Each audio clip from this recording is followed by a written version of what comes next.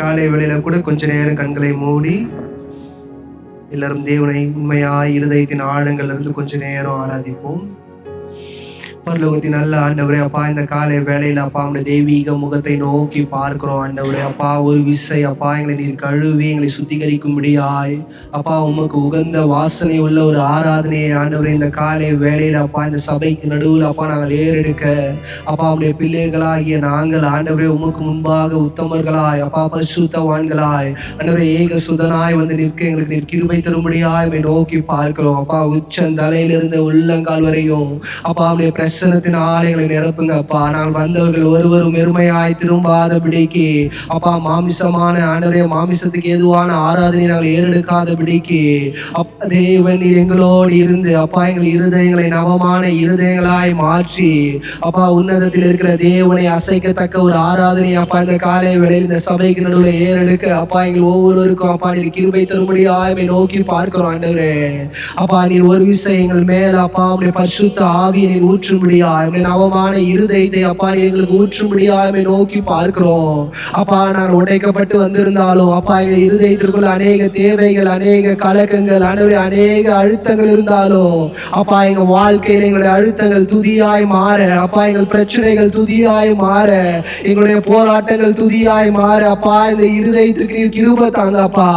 ஆண்டவரே நாங்கள் வார்த்தையினால் அல்ல ஆண்டவரே எங்கள் இருதயத்தின் ஆழங்கள் இருந்து உம்மை துதிக்க அப்பா எங்களை உண்டாக்கின எங்கள் தகப்பன் எங்களுக்காய் ஆண்டவரே யாவையும் செய்து முடித்த எங்கள் தகப்பனை ஆண்டவரே அப்பா பயபக்தியோடு உண்மையோடு அப்பா உன்னதத்தில் இருக்கிற எங்கள் தேவனை நினைத்து அப்பா துதிக்கிற உன்னதமான நிலைகளுக்கு நாங்கள் கடந்து வர அப்பா எங்களுக்கு நீர் கிருபை தாங்க அப்பா.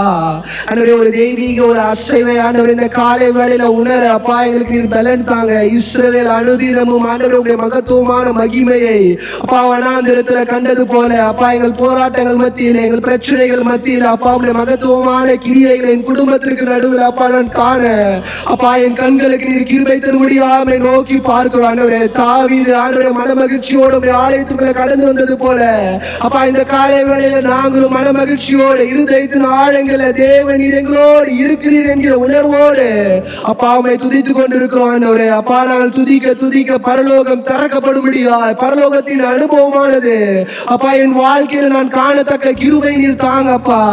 அப்பா உம்மை துதிக்கிறதுனால என்னோட வாழ்க்கையில இருக்கிற எல்லா கசப்பான காரியங்கள் ஆண்டவரே மாறா போன்ற காரியங்கள் ஆண்டவரே எல்லாம் மதுரமாய் மாறப்பா எங்களுக்கு நீர் கிருபை தாங்க ஆண்டவரே. அப்பா மனிதனை நம்பி என்னுடைய ஓட்டம் அல்ல, மனிதனை நம்பி என் கால்கள் அல்ல, அப்பா மனிதனை நம்பி என் கரங்கள் அல்ல ஆண்டவரே. அப்பா தாயின் கருவிலே பேர் சொல்லி அழைத்த என் தகப்பனின் ஆண்டவரே அப்பா சித்தத்தை நம்பி அப்பா உம்முடைய அழைப்பை நம்பி அப்பா உம்முடைய ரட்சிப்பை நம்பி மாத்திரம் நாங்கள் ஓடிக்கொண்டிருக்கிறோம் ஆண்டவரே. அப்பா உன்னதத்தில் இருக்கிற தேவன் நீர் எங்களுக்காய் ஆண்டவரே பராக்கிரமமான காரியங்களை செய்ய நீர் வல்லவராய் இருக்கிறீர் அப்பா. உம்மை துதிக்கிறோம் உம்மை துதிக்கிறோம் உம்மை துதிக்கிறோம் உம்மை துதிக்கிறோம் ஆண்டவரே. அப்பா கள்ள கபடம் இல்லாத அப்பா மாசற்ற அப்பா வார்த்தையுடைய என் தகப்பன் நீர் ஆண்டவரே. அப்பா மனிதனுடைய வார்த்தைகள் அநேக நேரம் ஆண்டவரே தீங்கு உள்ளதும் ஆண்டவரே குறுக்கு உள்ளதுமா இருக்கிறது ஆண்டவரே. அப்பா உம்முடைய வார்த்தையில ஜீவன் இருக்குது ஆண்டவரே. அப்பா உம்முடைய வார்த்தையை மாத்திரம் நம்பி அப்பா உம்முடைய வசனங்களை மாத்திரம் நம்பி அப்பா உம்மை துதித்துக் கொண்டிருக்கிறோம் ஆண்டவரே.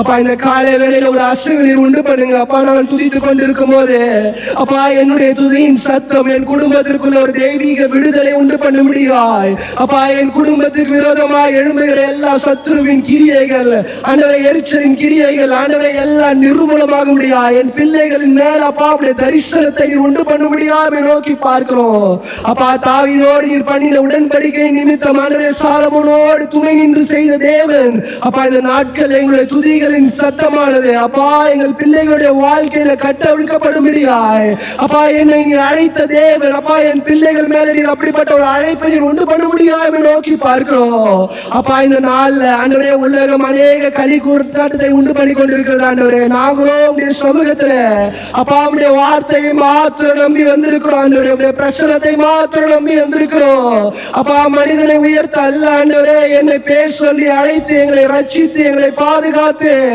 அப்பா எங்களை போஷித்து கொண்டிருக்கிற எங்கள் தகப்பனை ஆராதிக்க வந்திருக்கிறோம் ஆண்டவரே. அப்பா உம்மை மாத்திரம் துதிக்க அப்பா என் குடும்பத்திற்கு அப்பா என் பிள்ளைகளுக்கு என் மனைவிக்கு என் கணவனுக்கு நீர் கற்றுத்தாரும் ஆண்டவரே. அப்பா எங்களுடைய எல்லா சூழ்நிலைகளிலும் ஆண்டவரே அப்பா கிறிஸ்துவை மாத்திரம் உயர்த்துகிற மெய்யான அனுபவத்துக்குள்ள நாங்கள் இருக்க அப்பா எங்களை சுத்தி அநேகர் கல்களை உயர்த்தினாலும் ஆண்டவரே எங்களை கொன்று போடுவேன் என்று வார்த்தையினால் அடித்தினாலும் அப்பா தாவீதோடு இருந்து வழிகளை செம்மைப்படுத்தின தேவன் நீர் எங்களோடு இருந்து எங்கள் வழிகளை செம்மைப்படுத்த முடியாம நோக்கி பார்க்கிறோம். இந்த புதிய ஆண்டுக்குள்ள நாங்கள் வந்திருக்கிறோம் ஆண்டவரே.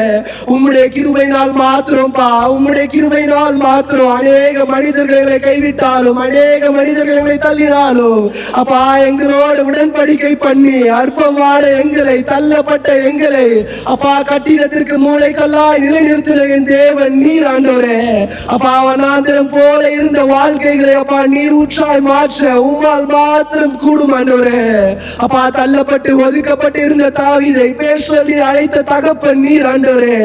அப்பா தாயின் கருவில் ஆண்டவரே அப்பா நான் பாவத்தினால் உண்டானேன் என்று தாவீது கூக்குரலினால் கூப்பிடும் போது அவருடைய பிறப்பின் அடையாளத்தை மாற்றின என் தேவன் ஆண்டவரே சிங்காசனத்தில் மேல் உயர்த்தி அப்பா அநேக மனிதர்களுக்கு முன்பாக அப்பா அவன் தலையை எண்ணெயால் அபிஷேகம் பண்ணினது போல அப்பா இந்த நாட்கள்ல உண்மை மாத்திரம் துதிக்கிற அப்பா உடைய பிள்ளைகளா இருக்கிற நாங்கள் அப்பா அந்த எண்ணெயினால் அபிஷேகம் பண்ணப்பட அனுபவத்திற்குள்ளாய் நாங்கள் கடந்து வர அப்பா எங்களுக்கு கிருபை தாங்கப்பா கிருபை தாங்கப்பா. அப்பா உண்மை மறந்து எங்கேயோ வாழ்ந்து கொண்டிருந்த நாங்கள் ஆண்டவரே உண்மை அறியாமல் திரிந்த ஜனம் ஆண்டவரே உண்மை நகைத்த ஜனம் ஆண்டவரே உண்மை இழிவுபடுத்தின ஜனம் ஆண்டவரே. அப்பா உண்மை துதிக்க செய்து கொண்டிருக்கிறீர் அப்பா அதற்காக நன்றி ஆண்டவரே. அப்பா இந்த காலை வேளையில நன்றி உமக்கு செலுத்துகிறோம் ஆண்டவரே. அப்பா என் வாழ்நாள் முழுவதும் நான் ஜீவன் உள்ள காலம் எல்லாம் எல்லா துதி கன மகிமைக்கு பாத்திர நீர் ஆண்டவரே. அப்பா உமக்கே எல்லா கனமும் எல்லா மகிமையும் உமக்கே நாங்கள் செலுத்துகிறோம் ஆண்டவரே. அப்பா உமை துதிக்கிறோம் உமை துதிக்கிறோம் உமை துதிக்கிறோம் உமை துதிக்கிறோம் உமை துதிக்கிறோம் ஆண்டவரே. அப்பா நீர் மாத்திரம் உயரணும் ஆண்டவரே நீர் மாத்திரம் உயரணும் பா நீர் மாத்திரம் உயரணும் ஆண்டவரே. எங்களுடைய வாழ்க்கையில அப்பா என் தகப்பன் தாய் அல்ல ஆண்டவரே. அப்பா நான் கட்டின மனைவியோ என் கணவனோ அல்ல ஆண்டவரே. என் வாழ்க்கையில நீர் மாத்திரம் உயரணும் எல்லா நிலைகளிலும் நீர் மாத்திரம் உயரணும் ஆண்டவரே. அப்பா உமை துதிக்கிறோம் உமை துதிக்கிறோம் உமை துதிக்கிறோம் ஆண்டவரே. எங்கோ நான் வாழ்ந்தேன் அறியாமல் அலைந்தேன் என் நேச தேடி வந்தீர். எங்கோ நான் வாழ்ந்தேன் அறியாமல் அலைந்தேன் என் நேச தேடி வந்தீர். நெஞ்சார அழைத்து முத்தங்கள் கொடுத்து நிழலாய் மாறிவிட்டீர். நெஞ்சார அழைத்து முத்தங்கள் கொடுத்து நிழலாய் மாறிவிட்டீர். நன்றி உமக்கு நன்றி அப்பா நன்றி உமக்கு நன்றி எங்கள் அப்பா பிதாவே அன்பான தேவா அருமை இரட்சகரே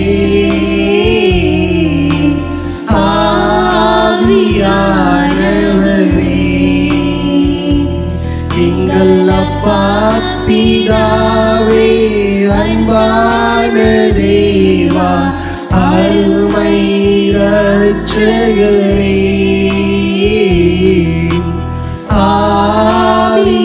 ஆவியானவரே.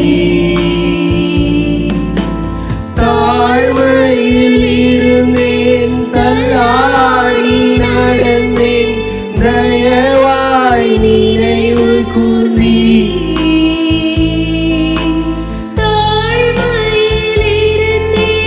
தள்ளாடி நடந்தேன் தயவாய் நினைவு கூர்ந்தீர்.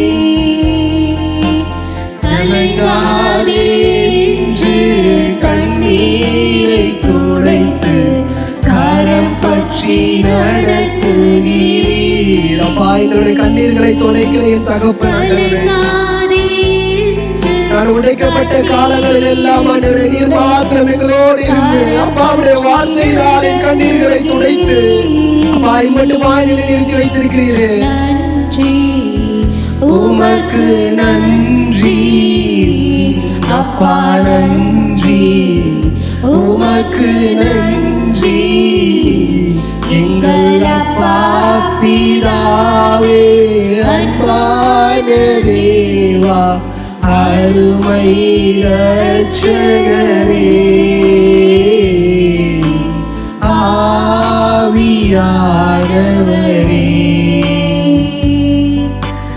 உலையான சேற்றில் வாழ்ந்த என்னை தூக்கி எடுத்தீரே. அப்பா எங்களை பேர் சொல்லி அழைத்தீரப்பா. சேற்றில் வாழ்ந்த என்னை தூக்கி எடுத்தீரே.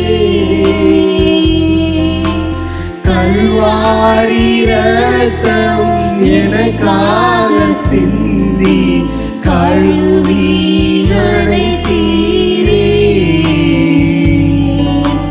கல்வாரி ரத்தம் எனக்காக சிந்தி கழுவி அணைத்தீரே. சொல்லுமா, நன்றி உமக்கு நன்றி அப்பா, நன்றி உமக்கு நன்றி எங்கள் அப்பா பிதாவே, அன்பான தேவா, அருமை இரட்சகரே,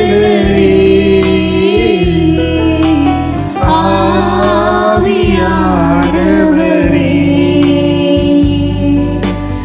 இரவு பகலும் ஐயா கூட இருந்து என்னாலும் காப்பவரே.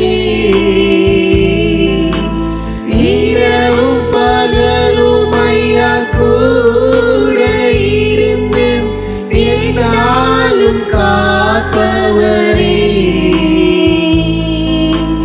மனவாத தெய்வம், மாறாத நேசர், மகிமைக்கு பாத்திரரே. மனவாத தெய்வம், மாறாத நேசர், மகிமைக்கு பாத்திரரே.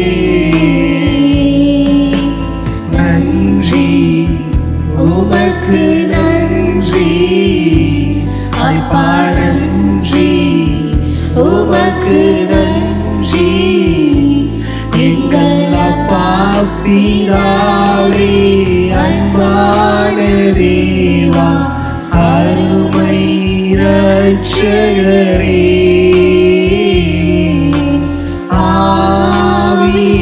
ஆவியானவரே, எங்கள் அப்பா பிதாவே, அன்பான தேவா, அருமை இரட்சகரே,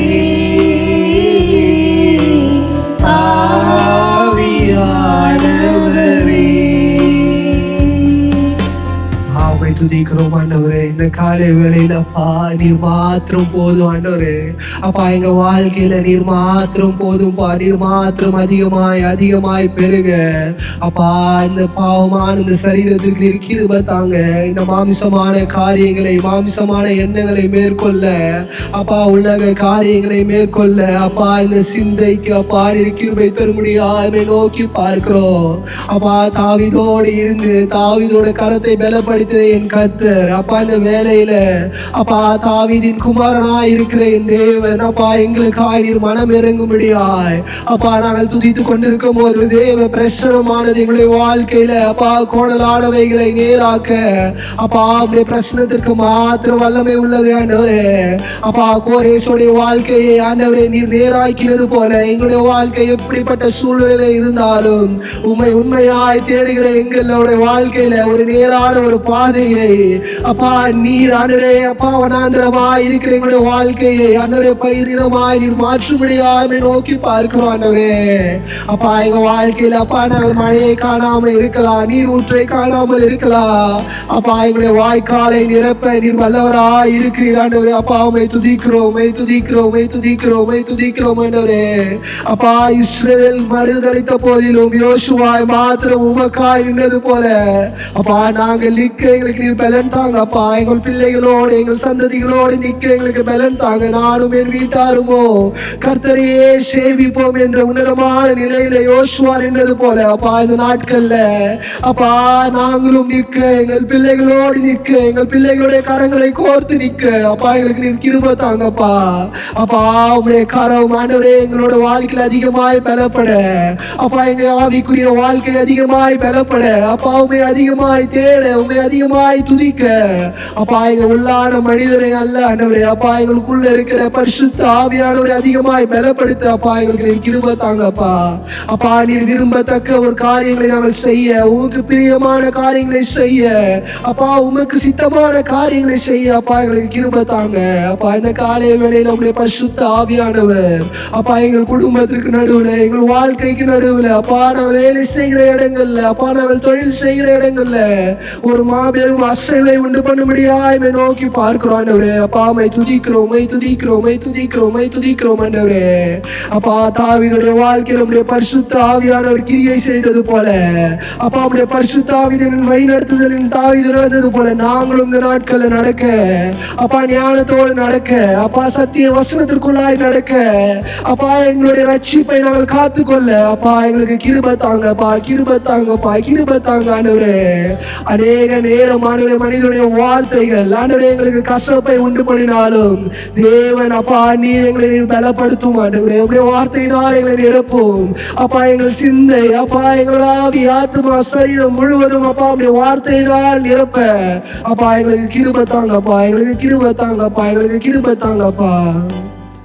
அசைவாடும் ஆவியே தூய்மையின் ஆவியே அசைவாடும் ஆவியே தூய்மையின் ஆவியே இடமசைய உள்ளம் நீரம இறங்கி வாருமே இந்த இடமசைய உள்ளம் நீரம இறங்கி வாருமே தேற்றிடுமே உள்ளங்களை இயேசுவின் நாமத்தினால் அப்பா உம்முடைய வார்த்தையினால் எங்களை தேற்றும் ஆண்டவரே. உள்ளங்களை இயேசுவின் நாமத்தினால் ஆற்றிடுமே காயங்களை அபிஷேக தைலத்தினால் ஆற்றிடுமே காயங்களை அபிஷேக தைலத்தினால் அசைவாடும் ஆவியே தூய்மையின் ஆவியே அசைவாடும் ஆவியே தூய்மையின் ஆவியே இடமசைய உள்ளம் நீரம இறங்கி வாருமே. நாளை வேளையில் ஆண்டவரே இடமசைய உள்ளம் நீரம இறங்கி வாருமே.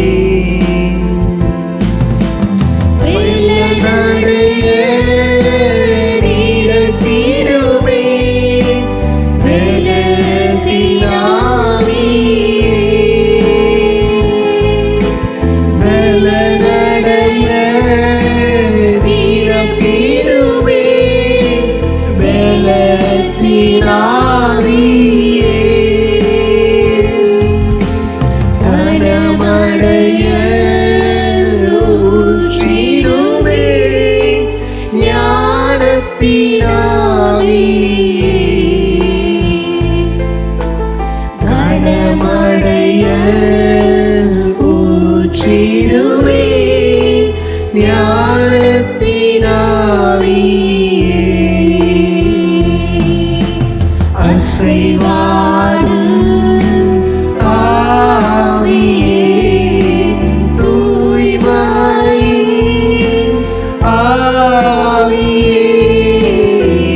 அசைவாடும் ஆவியே தூய்மையின் ஆவியே இடமசைய உள்ளம் நிரம்ப நீரங்கி வாருமே இந்த இடமசைய உள்ளம் நிரம்ப நீரங்கி வாருமே துடைத்திடுமே கண்ணீரெல்லாம் சிறுமையின் போர்க்களத்தால் துடைத்திடுமே கண்ணீரெல்லாம் கிருபையின் போர்க்களத்தால் நிலைத்திடுமே ஆனந்தத்தால் மகிழ்வுடன் துதித்திடவே நிரப்பிடுமே ஆனந்தத்தால் மகிழ்வுடன் துதித்திடவே அசைவாடும் ஆவியே தூய்மையின் ஆவியே அசைவாடும் ஆவியே தூய்மையின் ஆவியே இடமசைய உள்ளம் நிரம்ப இறங்கி வாருமே இந்த இடமசைய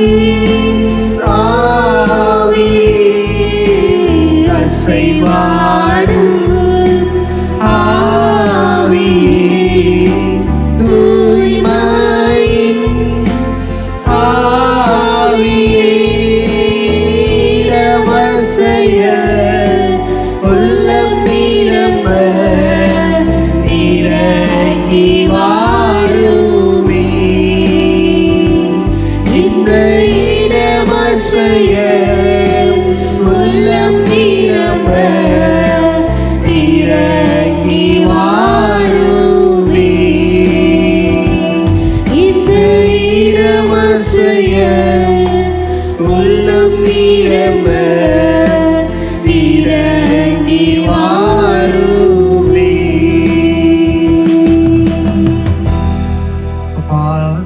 மாத்திரம் இறங்கி வாங்க ஆண்டவரே. எங்க வாழ்க்கையில அப்பா உம்முடைய பரிசுத்த ஆவியானவர் மாத்திரம் ஒரு தெய்வீக அசைவினால் அப்பா எங்களை வழி நடத்த முடியாம நோக்கி பார்க்கிறோம். அப்பா இந்த நேரத்திலையும் ஆண்டவர் இந்த சபை முழுவதுமாய் உடைய கரங்கள்ல தாழ்த்துக்கிறோம். ஆண்டவரே அப்பா தேவநீர் அசைவாட முடியாய், அப்பா தேவநீர் எங்களோடு இடைப்பட முடியாய், தேவநீர் எங்களோடு பேசும்படியாய் அப்பா உம்மை நோக்கி பார்க்கிறோம். வந்த நாங்கள் ஒருவரும் வெறுமையாய் திரும்பாதபடிக்கு அப்பா எங்களுடைய இருதயத்தின் ஆழங்கள்ல அப்பா உடைய பரிசுத்த ஆவியானவருடைய வார்த்தையினால் எங்களோடு இடைப்பட முடியாய் அப்பா நாங்கள் தாகத்தோடு காத்திருக்க, எங்களுடைய செவிகளை அப்பா அதற்கு நாங்கள் சாய்க்க அப்பா எங்களுக்கு நீர் கிருபை தரும்படியாய் நோக்கி பார்க்கிறோம். ஏதோ வெறுமையான வார்த்தைகளை கேட்டுவிட்டு செல்லாதவர்களாய் அது எங்க வாழ்க்கையில கிரியை செய்ய, அது எங்கள் வாழ்க்கையில கனி கொடுக்க அப்பா எங்களை நாங்கள் தாழ்த்து எங்களுக்கு கிருபை தாங்க. இந்த ஆராதனை வேளையில முழுவதுமாய் உடைய கரம் இருக்கட்டும் அப்பா. இருக்க வேத பகுதி உடைய கரங்கள்ல தாழ்த்துகிறோம் அப்பா. அடியேன் பேசும்போது அப்பா, மகன் நீர் பேசும்போது அப்பா தேவன் நீர் வெளிப்படும்படியாய், சத்திய வசனங்கள் வெளிப்படும்படியாய் அப்பா எங்களுடைய சரீரத்திற்கு அப்பா எங்க ஆவிக்குரிய காரியங்களுக்கு அப்பா நீர் ஆண்டவரே அப்பா பலத்த ஒரு ஆகாரத்தை நீர் கட்டளிடும்படியாய் நாங்கள் செபிக்கிறோம். பலப்படுத்துங்க, கிருபையாய் மூடுங்க, காத்துக்கொள்ளுங்க. இயேசுவின் மூலம் ஜெபிக்கிறோம் நல்ல பிதாவே. ஆமேன், ஆமேன், ஆமேன். அல்லேலூயா. கர்த்தருடைய நாமம் மகிமைப்படுவதாக. இப்போதும் கூட நம்ம மத்தியில் வந்திருக்கிற பாஸ்டர் ராகவேந்திரன் அவர்கள் தேவ செய்தியோடு நம்மளை ஜபத்தில் நடத்த நம்ம மத்தியில் வந்திருக்கிறார். நம்ம யாவரும் தேவ வார்த்தைக்காய் நம்முடைய இருதயத்தை சாய்த்து காத்திருப்போம். இந்த காலை நேரத்தில் நான் ரொம்ப யோசித்து ஜெபித்து எடுத்த வார்த்தை.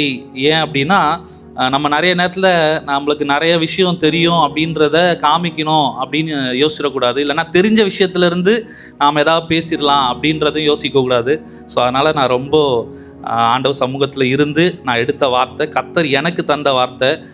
நான் இன்னைக்கு காலையில் நம்ம ஒரு யூடியூப் எடுத்து ஒரு வீடியோ போட்டோம் அப்படின்னா எதுக்கு அதிகமான வீடியோஸ் வரும் அப்படின்னா ப்ராஸ்பரிட்டி, ஆசீர்வாதம், பிளஸ்ஸிங்ஸ் அப்படின்னு போட்டிங்கன்னா தமிழில் மட்டும் இல்லை, இங்கிலீஷ் எந்த லாங்குவேஜில் போட்டாலும் ஃபஸ்ட்டு எடுத்தோடனே என்ன வீடியோஸ் அதிகமாக வரும் அப்படின்னு பார்த்தீங்கன்னா ஆசீர்வாதம்.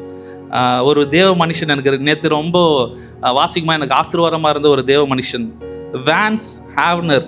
அவர் 1901, அதாவது 1901 வருடம் அவர் பிறந்தவர். அவர் என்ன சொன்னார்னா, நிறையா அவருடைய கோட்ஸ் நான் வாசிக்கும் போது எனக்கு ரொம்ப ஆசீர்வாதமாக இருந்ததுன்னா, 20வது நூற்றாண்டில் வாழ்ந்த அந்த மனுஷன் சொல்கிறாரு, if you want to be popular preach happiness, if you want to be unpopular preach holiness. அவர் சொல்கிறாரு, நீ ரொம்ப பாப்புலராக ஆகணும், ரொம்ப பிரபலமாக ஆகணும் அப்படின்னா மகிழ்ச்சியை குறித்து பேசு, சந்தோஷத்தை குறித்து பேசு.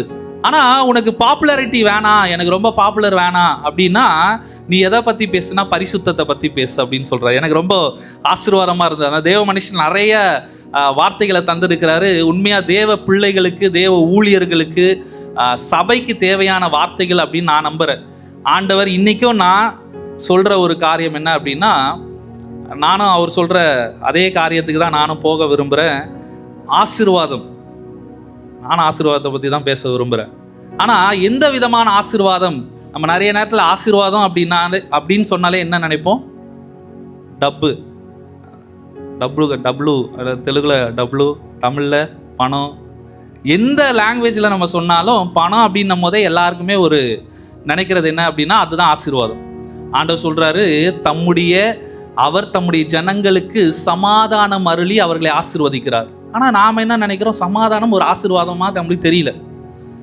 ஒரு உலக மனுஷன் சொல்கிறான், நம்ம வாழ்க்கையில் நாம் பணத்தை இழந்தோமானால், if we lose our wealth we lose nothing. நாம் எதையும் இழக்கலையாம். பணத்தை இழந்தோம் அப்படின்னா எதையும் இழக்கலையாம். ஏன் அப்படின்னா பணத்தை நம்ம சம்பாரிச்சிடலாம். ஒருவேளை நாம் நம்மளுடைய ஹெல்த்தை இழந்தோம் அப்படின்னா ஏதோ இழந்துருக்கிறோமா, வி லாஸ் சம்திங். ஏன் அப்படின்னா நம்மளுடைய ஹெல்த் ரொம்ப முக்கியம், அது இழந்தோன்னா ஏதோ இழந்துருக்குமா. ஆனால் உன் நம்பிக்கையை நீ இழந்த அப்படின்னா நீ எல்லாத்தையும் இழந்துட்ட அப்படின்னு சொல்கிறான். எது உலக மனுஷன். ஆனால் நாம் எப்படி நினைக்கிறோம் அப்படின்னா, நமக்கு ஆசீர்வாதம் என்ன அப்படின்னா, நாம் எல்லாருமே, நான் என்னையும் சேர்த்து தான் சொல்கிறேன், எல்லாரையும் சேர்த்து தான் சொல்கிறேன். ஆனால் ஆண்டவர் சொல்கிறாரு, 2 கொரிந்தியர் 8:9, இது என்னுடைய நோட்ஸில் இல்லை, 2 கொரிந்தியர் 8:9 மாத்திரம் வாசிப்போம். நான் இந்த காலையில் வரும்பொழுது, ஆண்டவரே என் நோட்ஸை நான் அதிகமாக ஃபாலோ பண்ணுறதை விட உங்களை நான் ஃபாலோ பண்ணோம் அப்படின்னு சொல்லி தான் நான் இந்த இடத்துல வந்து நிற்கிறேன். 2 கொரிந்தியர் 8:9 வாசிப்போமா? யாராவது ஹெல்ப் பண்ணுங்க. கர்த்தராகிய இயேசு கிறிஸ்துவின் கிருபையை அறிந்திருக்கிறீர்களே, அவர் ஐஸ்வர்யமுள்ளவராய் இருந்தோம், நீங்கள் அவருடைய தரித்திரத்தினாலே ஐஸ்வர்யவான்களாகும்படிக்கு உங்கள் நிமித்தம் தரித்திரரானாரே. இந்த வார்த்தை எனக்கு தெரிஞ்சு நான் ஒரு எத்தனையோ ஊழியர்களுடைய புத்தகத்திலையும் பார்த்துருக்குறேன், பேசுனதையும் கேட்டிருக்கேன். எல்லாருமே இதை எதுக்கு யூஸ் பண்ணுறாங்க அப்படின்னா ப்ராஸ்பரிட்டிக்கு தான் யூஸ் பண்ணுறாங்க. எதுக்குன்னா நாம் ஐஸ்வர்யவான் ஆகும்படிக்கு அவர் தரித்திரரானார். ஆனால் எங்கள் வார்த்தை சொல்லுது, நம்முடைய கர்த்தராகிய இயேசு கிறிஸ்துவின் கிருபையை அறிந்திருக்கிறீர்களே, அவர் ஐஸ்வர்யம் உள்ளவராய் இருந்தும் நீங்கள் அவருடைய தரித்திரத்தினாலே ஐஸ்வர்யவான்கள் ஆகும்படிக்கு உங்கள் நிமித்தம் தரித்திரரானாரே. நிறைய நேரத்தில் ஐஸ்வர்யம் அப்படின்றது பணத்தில் மாத்திரம் கிடையாது. இங்கே ரிச்சஸ் அப்படின்னு வர வார்த்தை வந்து எப்படி ஒரு மனுஷன் தன்னுடைய ஐஸ்வர்யத்திலிருந்து எல்லாவற்றையும் விட்டு கீழே வர முடியும் அப்படின்னா அதுக்கு நம்முடைய ஆண்டவர் ஒரு பெரிய சாட்சி.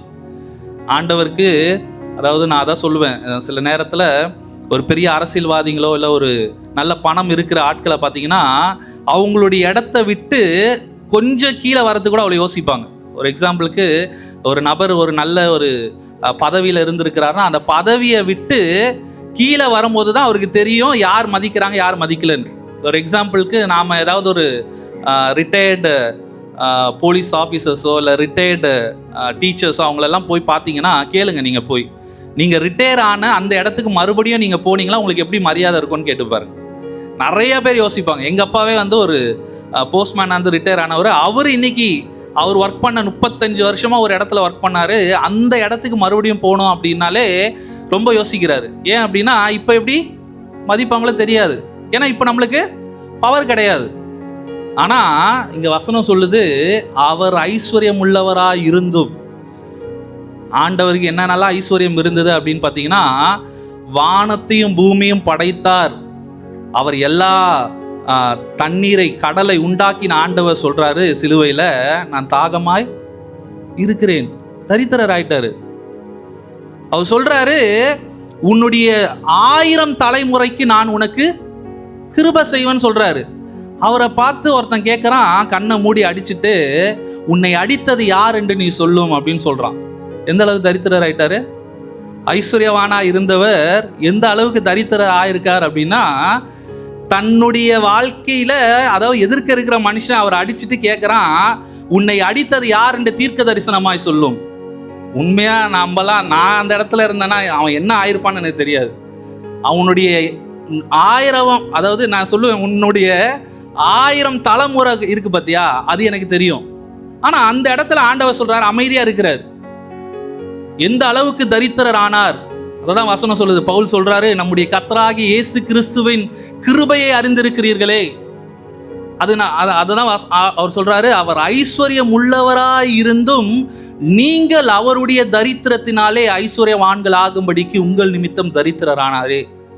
அதை விட பெரிய விஷயம் என்ன அப்படின்னா, ஒரு நம்மளுடைய ஈகோ பாயிண்ட் அப்படின்னு சொல்லுவாங்க. எல்லாருக்குமே ஒரு ஈகோ பாயிண்ட் இருக்கும். ஹஸ்பண்ட் அண்ட் ஒய்ஃப் பார்த்தீங்கன்னா, நீங்கள் மெயினாக ஃபேமிலி அப்படின்னு சொன்னதுனால ஃபேமிலி குறித்தும் நான் நடுவில் எனக்கு வர காரியத்தை நான் பேசுகிறேன்.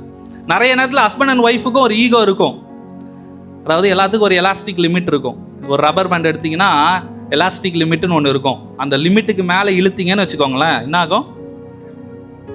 யார் இழுக்கிறாங்களோ அவங்களுக்கு வலிக்கும். பட்டுன்னு என்ன ஆகும்? ரப்பர் உடஞ்சிரும். அதே மாதிரி தான் நம்ம எல்லாருக்கும் ஒரு லிமிட் இருக்கும். ஹஸ்பண்ட் அண்ட் ஒய்ஃப் இருந்தாலும் அவங்களுக்குன்னு ஒரு ஈகோ லிமிட் இருக்கும். அங்கே இயேசு கிறிஸ்துவை பார்த்து ஒருத்தன் சொல்கிறான், நீர் தேவனுடைய குமாரனே ஆனால் சிலுவை விட்டு இறங்கும் அப்படின்னு சொல்கிறான். நம்மளை பார்த்து நிறைய நேரத்தில், நீ உண்மையாக ஒரு ஆம்பளையாக இருந்தா, ஆண்களுக்கு சொல்கிறேன், கேட்பாங்கல்ல, நீ உண்மையாக ஆம்பளையாக இருந்தா பண்ணுறா பார்ப்போம். பெண்களுக்கு நீ உண்மையாக ஒரு நல்ல அப்படின்னு சில காரியத்தை சொல்லுவாங்க. நல்ல பொம்பளையாக இருந்தால், நல்ல பெண்ணாக இருந்தால் இதை செய்ய பார்ப்போம் அப்படின்னு ஒரு சேலஞ்ச். அப்போலாம் நம்மளுக்கு எங்கேருந்து ஏறும்? உண்மையாக அக்கினியினால் நிரப்பப்படுறது அப்படின்னா அப்போ தான் தெரியும் நம்மளுக்கு எந்த அளவுக்கு அக்கினியாக நிரம்புவோம் அப்படின்னு. ஆனால் அந்த இடத்துல இயேசு கிறிஸ்துவை பார்த்து சொல்கிறான், ஆண்டவரை பார்த்து, நீ தேவனுடைய குமாரனே ஆனால் கீழே இறங்கி வா. அந்த இடத்துல ஆண்டவர் எப்படி அமைதியாக இருந்தார் அப்படின்றது தான் உண்மை. எனக்கு ஆச்சரியமாக இருக்குது. ஏன்னா ஒரு மனுஷன் தரித்திரர் ஆகலாம், அதான் வசனம் சொல்லுது, அவர் அடிமையின் ரூபம் எடுத்து மனுஷர் சாயலானார். இப்போ ஆண்டவர் வந்து எல்லாத்தையும் விட்டுட்டு வந்திருக்கிறாரு. எதுக்காக அப்படின்னா உங்களுக்காகவும் எனக்காகவும். உண்மையாக அதுதான் ஆசீர்வாதம். நான் நிறைய நேரத்தில் என்னுடைய ஜெபத்தில் நான் ஆராதனை நடத்தும் போது நான் சொல்கிற ஒரு வார்த்தை, என் வாழ்க்கையில் ஆண்டவர் நிறைய ஆசீர்வாதங்களை தந்திருக்கிறார். ஒரு நல்ல படிப்பை கொடுத்துருக்கார், நல்ல அப்பா அம்மாவை கொடுத்துருக்கிறார், நல்ல மனைவி தந்திருக்கிறார், நல்ல சகோதரியை தந்திருக்கிறாரு, சகோதரிக்கான எல்லாருமே எனக்கு சப்போர்ட்டாக இருப்பாங்க. ஆனால் நான் சொல்கிறது ஆண்டவரை பார்த்து, ஆண்டவரே எல்லா ஆசீர்வாதத்தை விட எனக்கு இருக்கிற பெரிய ட்ரெஷர், எனக்கு இருக்கிற பெரிய பொக்கிஷம் நீங்கள் தான் ஆண்டவரே நான் சொல்லுவேன். அந்த வார்த்தையை சொல்லும் போது எனக்கு உண்மையாக என் இருதயத்திலேருந்து நான் சொல்லுவேன், அது ஆண்டவர் மகிழ்றாருன்னு எனக்கு நிச்சயமாக தெரியும், 100% தெரியும். ஏன் அப்படின்னா நம்ம லைஃப்பில் கிடைச்ச பெரிய பிளஸ்ஸிங் அவர் தாங்க. இந்த வாழ்க்கையில் இப்போ நான் சில பணம் படைத்தவர்களுடைய காரியத்தை நான் ரீசெண்டாக ஒரு ஷார்ட்ஸ் மாதிரி கேட்கும்போது, நம்மளுடைய தேசத்தில் இருக்கிற மிகவும் பணம் படைத்தவர் அப்படின்னு சொல்கிற நபர்கள் இருக்கிறாங்க. அம்பானி இருக்கிறாங்க, நிறைய பேர் இருக்கிறாங்க, அதானி எல்லாம். அவங்க வந்து அவங்களுடைய ஒரு நாள், இந்த நாள்ல இருந்து அவங்க 1 கோடி செலவு பண்ணாங்கன்னா அவங்களுடைய 4 தலைமுறை வரைக்கும் பணம் இருக்குமா. இந்த நாள் அவங்க 1 கோடி செலவு பண்ண ஆரம்பிக்கிறாங்க, இந்த நாள் அவங்க போய் 1 crore செலவு பண்ணாங்கன்னா அவங்களுடைய 4வது 5வது தலைமுறை வரைக்கும் ஆசீர்வாதம் இருக்குமா, பணம் இருக்குமா. அப்போ நாம் எதுக்கு ஆசீர்வாதம், எதை ஆசீர்வாதம் நினைக்கிறோம் அப்படின்னா, அவர்களுக்கு இல்லாத ஒரு ஆசீர்வாதத்தை தேவன் நமக்கு தந்திருக்கிறார். அது எப்போவுமே சொல்கிறது என்னென்னா, பரலோகம் அப்படின்றத இல்லைன்னு சொல்லிடுறாருன்னு வச்சுக்கோங்க. ஆண்டவர் இல்லைன்னு சொன்னா, போன முறை வரும்போது அந்த கேள்வி கேட்டேனான்னு தெரில, நான் இன்றைக்கி மறுபடியும் கேட்குறேன். ஆண்டவர் ஒரு வேளை நம்ம பரலோகத்துக்கு போகிறோம், பரலோகத்துக்கு போனோடனே பரலோக வாசலில் இருக்கும்போது தேவதூதன் கதவு திறக்கிறான். கதவு திறந்தோடனே நாம் கேட்குறோம், நான் வந்து உள்ளே வரணும் அப்படின்னு சொல்கிறோம். அப்போ வந்து அவர் சொல்கிறாரு, பரலோகம்னு ஒன்று இல்லைப்பா. ஆண்டவரே வந்துடுறாரு டக்குன்னு வந்துட்டு, பரலோகம் ஒன்று இல்லை சகோதரி, நான் சும்மா சொன்னேன் உனக்கு, சும்மா ஒரு என்கரேஜிங் வேர்டுக்காக நான் உனக்கு பரலோகம்னு ஒன்று சொன்னேன், நீ அதை நம்பிட்டு பரலோகத்தை இப்போ என்கிட்ட கேட்குறியா அப்படின்னு சொன்னால் நம்ம என்ன பதில் சொல்லுவோம்? சும்மா ஒரு கற்பனை தான். யோசிச்சு பாருங்களேன், நம்ம எதையோ யோசிப்போம். இங்கே உட்காந்துட்டு நம்ம எப்போ யோசிப்போம்னா, நம்மளுடைய 4வது தலைமுறைக்கு ஐயோ குழந்தைக்கு ஃபீஸ் கட்டணுமேன்ற அளவுக்கு நாம் யோசிக்கிற வல்லமை பெற்றவர்கள். நம்ம நிறைய நேரத்தில் எதை யோசிக்கிறோம், எதை தியானிக்கிறோம் அப்படின்னா, எது நம்மளால் முடியாதோ, எந்த சூழ்நிலை நம்மளால் மாற்ற முடியாதோ அந்த சூழ்நிலைக்காக நம்ம நிறைய நேரத்தை உட்காந்து யோசிப்போம். ஐயோ என் பிள்ளைக்கு நாளைக்கு எப்படி கல்யாணம் பண்ணுவேன், பார்த்தா அந்த குழந்தைக்கு இன்னும் ஸ்கூலே சேர்த்துருக்க மாட்டாங்க, ஐயோ நான் எப்படி கல்யாணம் பண்ணுறது, நம்மளால் ஒன்றும் பண்ண முடியாது. ஏன்னா அந்த அளவுக்கு நம்மளாம் அட்வான்ஸ் திங்கிங். அதான் ஆண்டவரே நீங்கள் கொஞ்சம் அப்படி ரெஸ்ட் எடுங்க, நாங்கள் யோசிச்சுட்டு வரோன்னு சொல்கிற அளவுக்கு நம்ம வந்து ஓவர்டேக் பண்ணுவோம். இப்போ இப்படி ஆண்டவர் சொல்கிறான்னு வச்சுக்கலாம், என்ன சொல்லுவோம்? ஆண்டவர் வந்து சொல்கிறாரு, இல்லைம்மா சிஸ்டர், நீங்கள் வந்து உங்களை நான் என்கரேஜ் பண்ணுறதுக்காக நான் சொன்னேனே தவிர பரலோகம்னு ஒன்று கிடையாது அப்படின்னு சொன்னால், உண்மையாக நாம் வந்து ஏமாற்றப்பட்டவர்கள் அப்படின்னு ஃபீல் பண்ணக்கூடாது.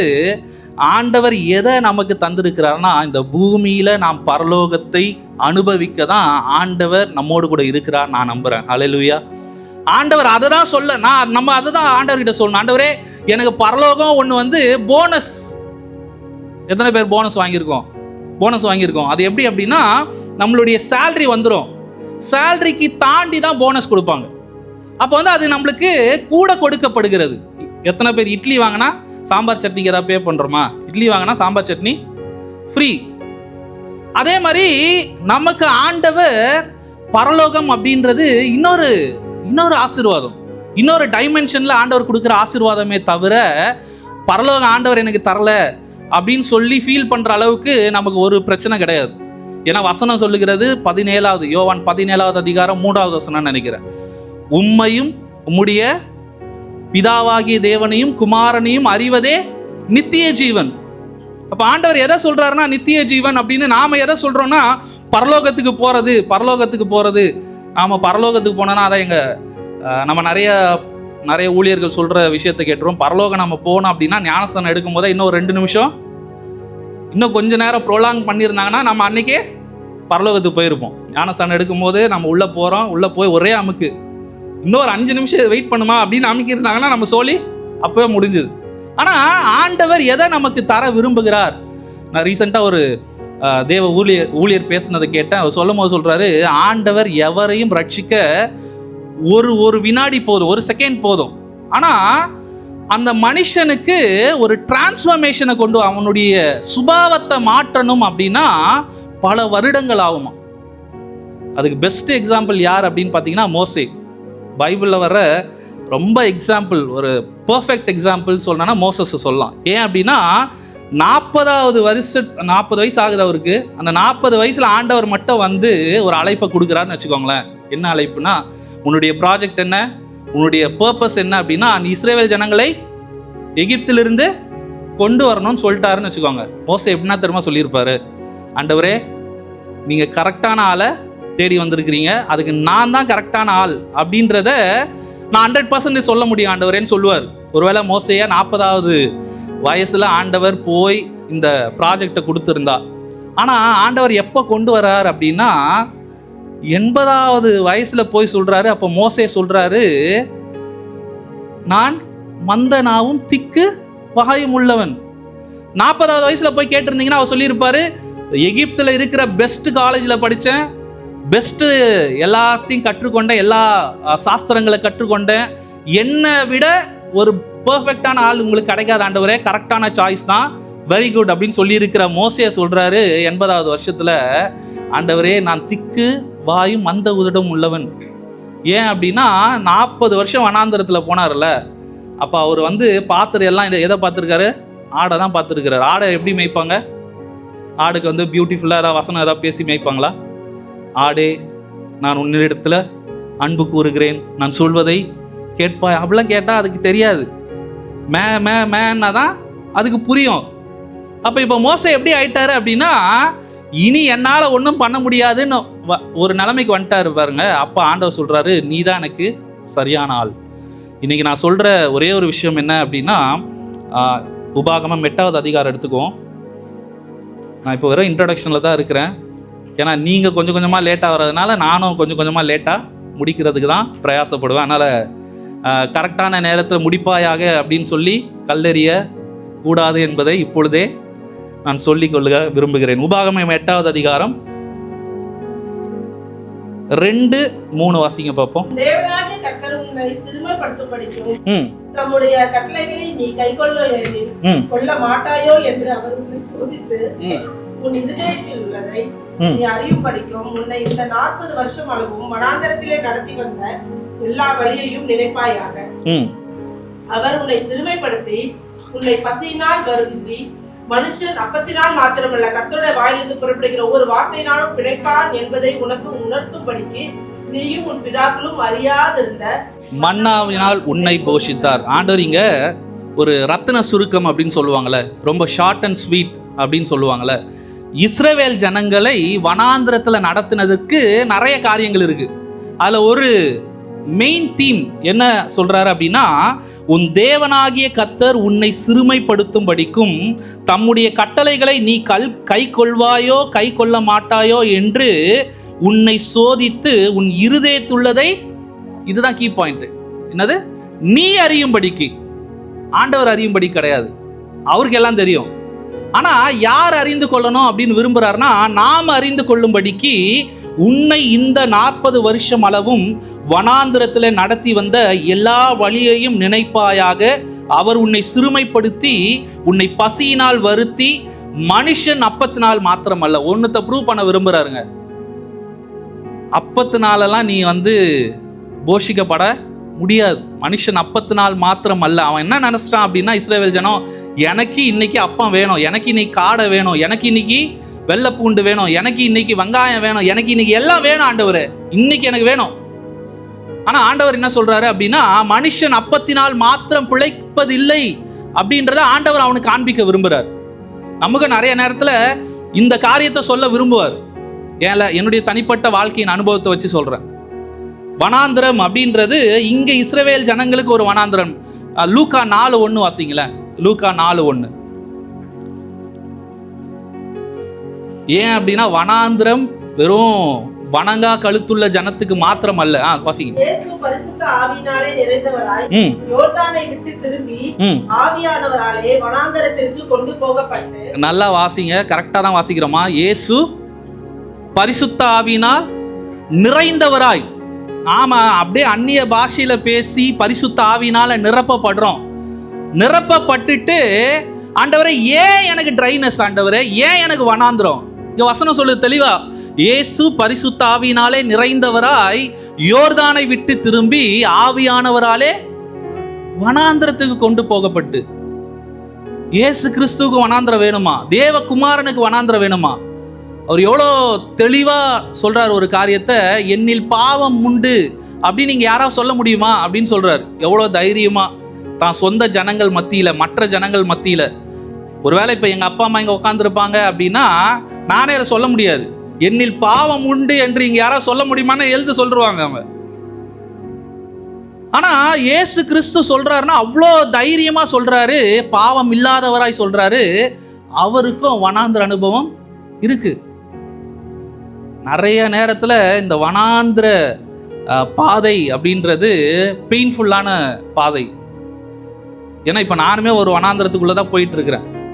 ஆனா இந்த வனாந்திர பாதையில ஒரே ஒரு விஷயம் மட்டும் நிச்சயம், என்ன அப்படின்னா ஆண்டவர் நம்மோடு கூட இருக்கிறது மாத்திரம் நிச்சயங்க, கண்டிப்பா. ஏன்னா பரிசுத்த ஆவியானவருக்கு ஒரு கிரீக் வேர்ட் பாராக்லிட்டாஸ். நான் கிரீக் படிச்சதில்லை, ஈப்ரூ படிச்சதில்லை. ஆனால் ஜஸ்டின் அவருக்கு படிச்சிருப்பாரு.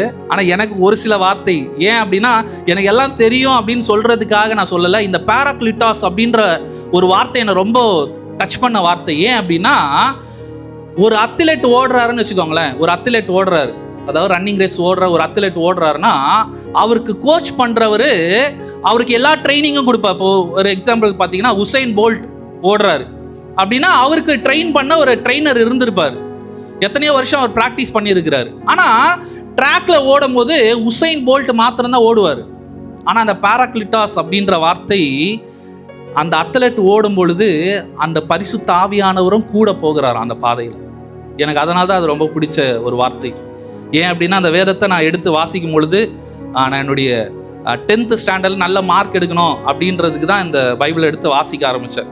எங்கள் வீட்டில் அதுக்கு முன்னாடி எனக்கு கொஞ்சம் 5வது 5th ஸ்டாண்டர்டில் எனக்கு கொஞ்சம் மாடு கட்டுற ஒரு நபருடைய ரொம்ப, எங்கள் வீட்டு வெளியில் மாடு கட்டுவார் ஒருத்தர், அவர்கிட்ட எனக்கு ரொம்ப பழக்கம். எனக்கு ரொம்ப ஆசை என்னென்னா மாடு மெய்ப்பாயாக அப்படின்றது எனக்கு ரொம்ப ஆசை. ஆனால் அந்த நேரத்தில் என்ன நடந்ததுன்னா எங்களுடைய அம்மாவுடைய சகோதரி, எங்கள் சித்தி வந்து நான் ஸ்கூலுக்கு போக மாட்டேன்னு சொல்லும் போதெல்லாம் அவங்க ப்ரேயர் பண்ணி என்னை மறுபடியும் ஆண்டவர் ஸ்கூலுக்கு கொண்டு போக வச்சார். அப்போ நான் அப்போல்லாம் பைபிள் எடுக்கல. நான் எடுக்க ஆரம்பித்தேன் 9th ஸ்டாண்டர்ட் 10th ஸ்டாண்டர்ட் நல்லா மார்க் எடுக்கணும் அப்படின்னு தான் இந்த பைபிளை வாசித்தேன். இந்த பைபிளை வாசிக்கும் போது எனக்கு என்ன, அப்போலாம் நான் பரிசுத்த ஆவியின் அபிஷேகம் பெற்றேனா அதெல்லாம் எனக்கு எதுவும் தெரியாது. அப்படிலாம் டாக்டரின்லாம் என்னன்னே தெரியாது. ஆனால் ஒரு அனுபவம் மாத்திரம் எனக்கு இருந்தது. என்ன அப்படின்னா, நான் இந்த பைபிளை வாசிக்கும் பொழுது பரிசுத்த ஆவியானவர் என் கூட உட்காந்து ஒரு மனுஷன் சொல்லி கொடுத்தா அப்படி சொல்லி கொடுப்பாரா அப்படி சொல்லி கொடுத்தார். கூட ஒரு நபர் இருந்து இதை நீ செய்யாத, இதை நீ பேசாத. எனக்கு கெட்ட வார்த்தை பேசுறது தப்புன்னே எனக்கு தெரியாது. அப்பா அம்மாவை எதிர்த்து பேசுறது தப்புன்னே எனக்கு தெரியாது. அப்போ வசனம் சொல்லுது, உன் வாயிலிருந்து கெட்ட வார்த்தை ஒன்றும் புறப்படாது இருப்பதாக, உன் தகப்பனையும் தாயும் கனம் பண்ணுவாயாக. தகப்பனின் கட்டளை அசட்டை பண்ணி தாயின் தகப்பனை பரியாசம் பண்ணி தாயின் கட்டளை அசட்டை பண்ணுகிற மனுஷனுடைய கண்களை நதியின் காகங்கள் பிடுங்கும், கழுகின் குஞ்சுகள் தின்னும் அப்படின்னு வாசிக்கும் போது எனக்கு தெரியுது, ஐயோ பரியாசம் பண்ணக்கூடாது. உனக்கு என்ன தெரியும்? நம்ம நிறையா இப்போ வாலிப பசங்களாம் பார்த்தீங்கன்னா, நான் சொல்கிறது ரொம்ப பழசு. ஏன்னா நம்மளாம் வந்து 90s கிட்டு, இப்போ 2K கிட்லாம் வேறு லெவலில் போயிருப்பாங்க. ஆனால் யார் எந்த லெவலில் இருந்தாலும் ஆண்டவருடைய ஸ்டாண்டர்ட் ஒரே ஸ்டாண்டர்ட் தான். ஆண்டவர் சொல்கிறாரு, உன் தகப்பனையும் தாயையும் கனம் பண்ணும் பொழுது உன் வாழ்நாட்கள் நீடித்திருப்பதற்கு. ஒரு வாக்குதத்தம் உள்ள முதலாவது கட்டளை என்ன அப்படின்னா அதுதான். என்ன வாக்குதத்தம் அப்படின்னா லாங் லைஃப். என்ன கட்டளை அப்படின்னா உன் தகப்பனையும் தாயும் கனம் பண்ணுவாயாக. இது முதல் மனிதன் தகப்பனையும் தாயும் விட்டு அப்படின்றது நம்மளுக்கு ரொம்ப கஷ்டமாயிடுது. என்ன அப்படின்னா மருமகளுக்கெல்லாம் ரொம்ப சாதகமாயிடுது, மாமியாருக்கெல்லாம் ரொம்ப கஷ்டமாயிடுது. என்ன அப்படின்னா பத்தியா எழுதிட்டாங்க, பத்தியா பைபிள் எல்லாத்தையும் விட்டுட்டு வா. இல்லை ஆண்டவர் என்ன சொல்றாருன்னா, அந்த அவங்களுடைய முறைமையில் அவங்களுடைய நாட்களில் எல்லாரும் ஒன்றா இருக்கிறது தான் ஜாயின்ட் ஃபேமிலி. இப்போ நம்மளுடைய கல்ச்சர் மாதிரி தான். அப்போ அந்த ஜாயின்ட் ஃபேமிலி மாதிரி இருக்கும்போது உன்னுடைய இன்டென்ஷன், உன்னுடைய ரோல்ஸ் அண்ட் ரெஸ்பான்சிபிலிட்டி, உன்னுடைய கவனம் இதை நீ ஷிஃப்ட் பண்ணு. உன்னுடைய ஏன்னா இப்போ இன்னொருத்தி வந்திருக்கிறா மனைவி, அவளுக்கு உன்னுடைய ரோலை கொஞ்சம் காண்பிப்பா, உன்னுடைய இம்பார்ட்டன்ஸ் கொஞ்சம் கொடு, நீ பாட்டு பழைய மாதிரியே இருந்துடாத அப்படின்னு ஆண்டவர் அந்த ஷிஃப்டிங்கை சொல்றாரு. உடனே விட்டுட்டுன்னா எல்லாத்தையும் விட்டுட்டு நம்மளுக்கு விட்டுட்டுன்னோடனே நம்மளுக்கு ஒரே கஷ்டமாயிடுது.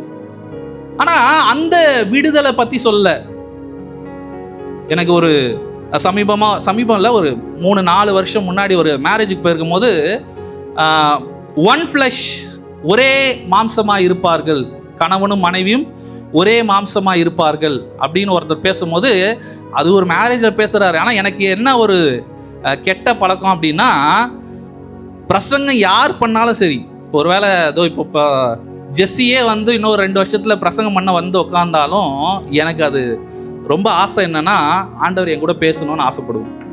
அப்போ ஜெஸ்ஸி பேசினாலும் நான் உட்காந்து எழுதுவேன், ஜெஸ்ஸி பேசினாலும் நான் கேட்பேன். ஏன் அப்படின்னா, இந்த பாலகரின் வாயினால் துதி உண்டு பண்ண அவரால் முடியும். பீலேயாம் கிட்ட ஒரு கழுதையோட வாயை திறந்து பேச வைக்க முடியும்னா, அதுவும் எனக்கு அந்த இடத்த வாசிக்கும் போதெல்லாம் ஆச்சரியம் என்ன அப்படின்னா, கழுதை கேட்கும், என்ன கேட்கும், நீ ஏன் என்னை 3 முறை அடித்தாய்ன்னு கேட்கும். நான் அப்போ அந்த இடத்த பார்த்தோன்னே வாசிக்கும், ஆண்டவரே பேச வச்சிங்க நியாயம். மேக்ஸ் கூடவா தெரியும், மேக்ஸ் தெரியுமா கழுதைக்கு, அது சொல்லுது என்னை ஏன் 3 முறை அடித்தாய். அந்த இடத்த வாசிக்கும் போதெல்லாம் நான் நிறுத்துவேன், என்ன ஆண்டவரை இப்படி சொல்லுது கழுதை, என்னை ஏன் அடிச்சேன்னு கேட்கல, என்னை ஏன் 3 முறை அடித்தாய். அப்ப ஆண்டவர் அந்த கழுதைக்கு வாயை மட்டும் திறக்கல, மேக்ஸ் கூட கற்றுக் கொடுத்துருக்காரு. நம்ம லைஃப்ல எந்த மனுஷனை கொண்டும் அவரால் பேச முடியும். அதனால தான் நான் யார் பேசினாலும் அந்த வசனம், அது கல்யாணமா இருக்கட்டும், அது சாவு வீடா இருக்கட்டும், அது எங்க, அதாவது ஒரு ஊழியக்காரர் இறந்துட்டாரு, அவர் சொல்லுவார் 3 இடத்துல பிரசங்கிமார்களுடைய பிரசங்கம் தோத்து போகுமா. 3 இடத்துக்கு அவங்க போய் பிரசங்கம் பண்ணாலும் அந்த பிரசங்கம் 100% தோல்வி. என்ன அப்படின்னா, முதலாவது கல்யாண வீடு, கணவனும் மனைவியோ உட்கார போறாங்க, கல்யாணம் ஆக போறாங்க. அப்போ போய் அவங்க கிட்ட ஏதாவது சொன்னீங்கன்னா கேட்குமா, உங்களுக்கு புரியுமா? இப்போ எனக்கு உண்மையாக சொல்கிறேன், என் கல்யாணத்தில் என்ன பேசுனாங்கன்னு எனக்கு இன்னைக்கு வரைக்கும் ஞாபகம் இல்லை. என் வீடியோ பார்த்தா தான் தெரியும், அந்த வீடியோ அவர் தான் எடுத்தார், பாஸ்டர் தான். போய் நான் உட்காந்து பார்த்தா தான் என்ன மெசேஜ் கொடுத்தாருன்னு கேட்கும் தெரியும். ஏன்னா நம்ம வேற லெவலில் இருப்போம், வேற உலகத்தில் இருப்போம். 2வது இடம் குழந்தை பிரதிஷ்டை, இல்லைன்னா குழந்தையோட முதல் பர்த்டே. அங்கே போய் பேசினா தான் குழந்தைக்கு புரியுமா? இப்போ அப்படியே நான் இன்னைக்கு 8 குறிப்பு உள்ள பிரசங்கத்தை கொண்டு வந்திருக்கிறேன், நீ 8வது பேசி 80வது பேசி, எனக்கு ஒன்றும் புரியாது, எனக்கு தேவை பால் 4 கொடுப்பாங்க, அவ்வளோதான். அந்த இடமும் தோல்வி. 3வது இடம் எங்க அப்படின்னா, சாவு வீடு, மரண வீடு. நீங்கள் போய் என்ன சொன்னாலும் அவர் எழுந்துக்கவும் போகிறது இல்லை, அவர் கேட்கவும் போகிறது கிடையாது, எதுவும் இல்லை. அப்போ 3 இடத்துல ஒரு பிரசங்கிமாருடைய பிரசங்கம் வந்து தோல்வியாக முடியுமா? அதனால் எனக்கு என்ன அப்படின்னா, நான் நிறைய நேரத்தில் பேசும் போதெல்லாம் ஒரே ஒரு விஷயத்த ஞாபகம் வச்சுக்குவேன். என்ன அப்படின்னா, கேட்குறவங்க ஒரு வேளை சந்தோஷமாக கேட்குற மாதிரி இருக்கும், சில பேரை அப்படியே கண்ணீர் விட்டு அழுகிற மாதிரி இருக்கும். ஆனால் அதிலலாம் நான் ரொம்ப ஈல்டாக மாட்டேன். ஏன் அப்படின்னா, எனக்கு ஒரே ஒரு விஷயம் மட்டும் புரியும், பரிசுத்த ஆவியானவர் கிரியை செய்யலைனா அந்த இடத்துல நான் பேசுறது வேஸ்ட். ஒரு வேடிக்கையாக ஒரு கதை சொல்லுவாங்க, ஏன்னா நீங்களாம் ரொம்ப சீரியஸாக இருக்கனால நான் அந்த கதையை சொல்லலான்னு பார்க்குறேன்.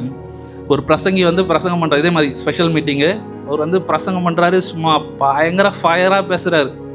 ஒரு அம்மா உட்காந்துருக்குறாங்க, அந்த அம்மா வந்து உள்ளே வராங்க, வந்ததுலேருந்து அழுகுறாங்க. இவருக்கு அழுதா நம்மளுக்கு எப்படி கேட்கவே தேவையில்ல, 4 குறிப்புன்றது 6 குறிப்பாகும். அப்படியே பார்த்து, சகோதரி உன்னை ஆண்டவர் பயங்கரமாக பேசிட்டார், உன் ஆண்டவர் உன் கண்ணீரை துடைக்கிறாரு, உன்னை தூக்குவார், ஏந்துவார், தாங்குவார், எல்லாம் பேசிட்டாரு. கடைசியாக முடிஞ்சது பிரசங்கம். அந்த அம்மா வந்த உடனே, என்னம்மா இப்படி நீ அழுதுருக்கேன், நான் இது வரைக்கும் பிரசங்கம் பண்ணி இவ்வளோ பேர் அழுது, அதுவும் இந்த அளவுக்கு கண்ணீர் விட்டு கதறி அழுதவங்கள நான் பார்த்ததே இல்லைம்மா அப்படின்னு சொல்லி இவருக்கு ரொம்ப சந்தோஷத்தில் கேட்டாராம். எந்த பாயிண்ட் உனக்கு ரொம்ப பிடிச்சிருந்தது, எந்த பிரசங்க குறிப்பு பிடிச்சிருந்தது கேட்டாராம். அந்த அம்மா சொல்லிச்சான், கண்ணெல்லாம் தொடச்சிட்டு, ஐயா நான் உள்ளே வந்தேன்னா, உள்ளே வந்து உங்களை பார்க்கும்போது நான் ஒரு ஆடு வளர்த்தேன்யா, 3 வருஷமாக வளர்த்தேன், ரொம்ப பாசமாக வளர்த்தேன்யா. அந்த ஆடு முந்தா நாள் தான் ஏன் செத்து போச்சு, உங்கள் தாடியை பார்த்தேன், அந்த ஆட்டு தாடி மாதிரியே இருக்கியா, அதனால தான் என் ஆடு ஞாபகம் வந்தது, நீங்கள் என்ன பேசுனீங்களா எனக்கு ஒன்றுமே காதில் புள்ளலன்னு சொல்லிச்சான். அப்போ தான் இவருக்கு தெரிஞ்சதா, ஆஹா இனி மற்றவங்களுடைய கண்ணீரை பார்த்தோ இல்லைன்னா அவங்க வந்து அப்படியே ஈல்ட் ஆகிறத பார்த்துலாம். அதனால் வந்து நாம் நிறைய நேரத்தில் எப்படி இருக்கணும் அப்படின்னா, நியூட்ரலில் தான் இருக்கணும். ஸோ இந்த இடத்துல ஆண்டவர் ஒரு வார்த்தை சொல்கிறார். இப்போ நான் இன்ட்ரடக்ஷன் முடிந்தாயிற்று. ஸோ இப்போ நம்ம வசனத்துக்கு நேராக போயிடுவோம். நீதிமொழிகள் 28:20 யாராவது வாசிங்க பார்ப்போம். உண்மையுள்ள மனுஷன் பரிபூரண ஆசீர்வாதங்களை பெறுவான், ஐஸ்வர்யவானாயிருக்கிறதற்கு தீவிரிக்கிறவனோ ஆக்கினைக்கு தப்பான். ஸோ இன்னைக்கு நான் முன்னாடியே சொன்னது போல இன்னைக்கு நான் பேசுகிற காரியம் வார்த்தை ஆசீர்வாதம். ஆனால் எதனால ஆசீர்வாதம் வருது அப்படின்னா, நம்ம நிறைய பிரசங்கத்தில் கேட்கறது, நீ எதை பார்த்து ஃபெய்த் கன்ஃபெஷன் பண்ணுறியோ, இது எனக்குன்னு நீ சொன்னா உனக்கு ஆகிடும். நீ எதையாவது ஒன்றத்தை போய் இமேஜின் பண்ண, அது உனக்கு ஆகிடும். நீ எவ்வளோக்கு எவ்வளோ கொடுக்குறியோ அது உனக்கு ஆகிடும். இப்படின்னு நிறைய பிரசங்கம் கேட்குறோம். ஆனால் வசனம் தெளிவாக சொல்லுது, உண்மையுள்ள மனுஷன் பரிபூரண ஆசீர்வாதங்களை பெறுவான்.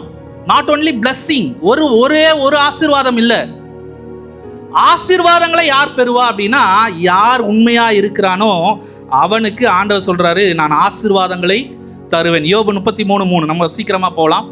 யோபு 33:3 ஒரு சில வசனங்கள் மாத்திர வாசித்து.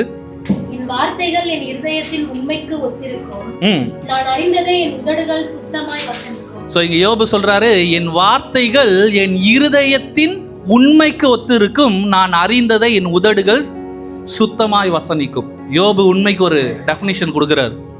என் வார்த்தைகள் என் இருதயத்தின் உண்மைக்கு ஒத்து இருக்குமா. நான் பேசுற வார்த்தையும் என் இருதயத்தின் யோசனையும் வேற இல்லைன்னு சொல்றாரு. நான் இப்போ எனக்கு ஞாபகம் வரனால சொல்றேன், அது எத்தனை அளவுக்கு கரெக்டாக ஞாபகம் இருக்குன்னு தெரியல.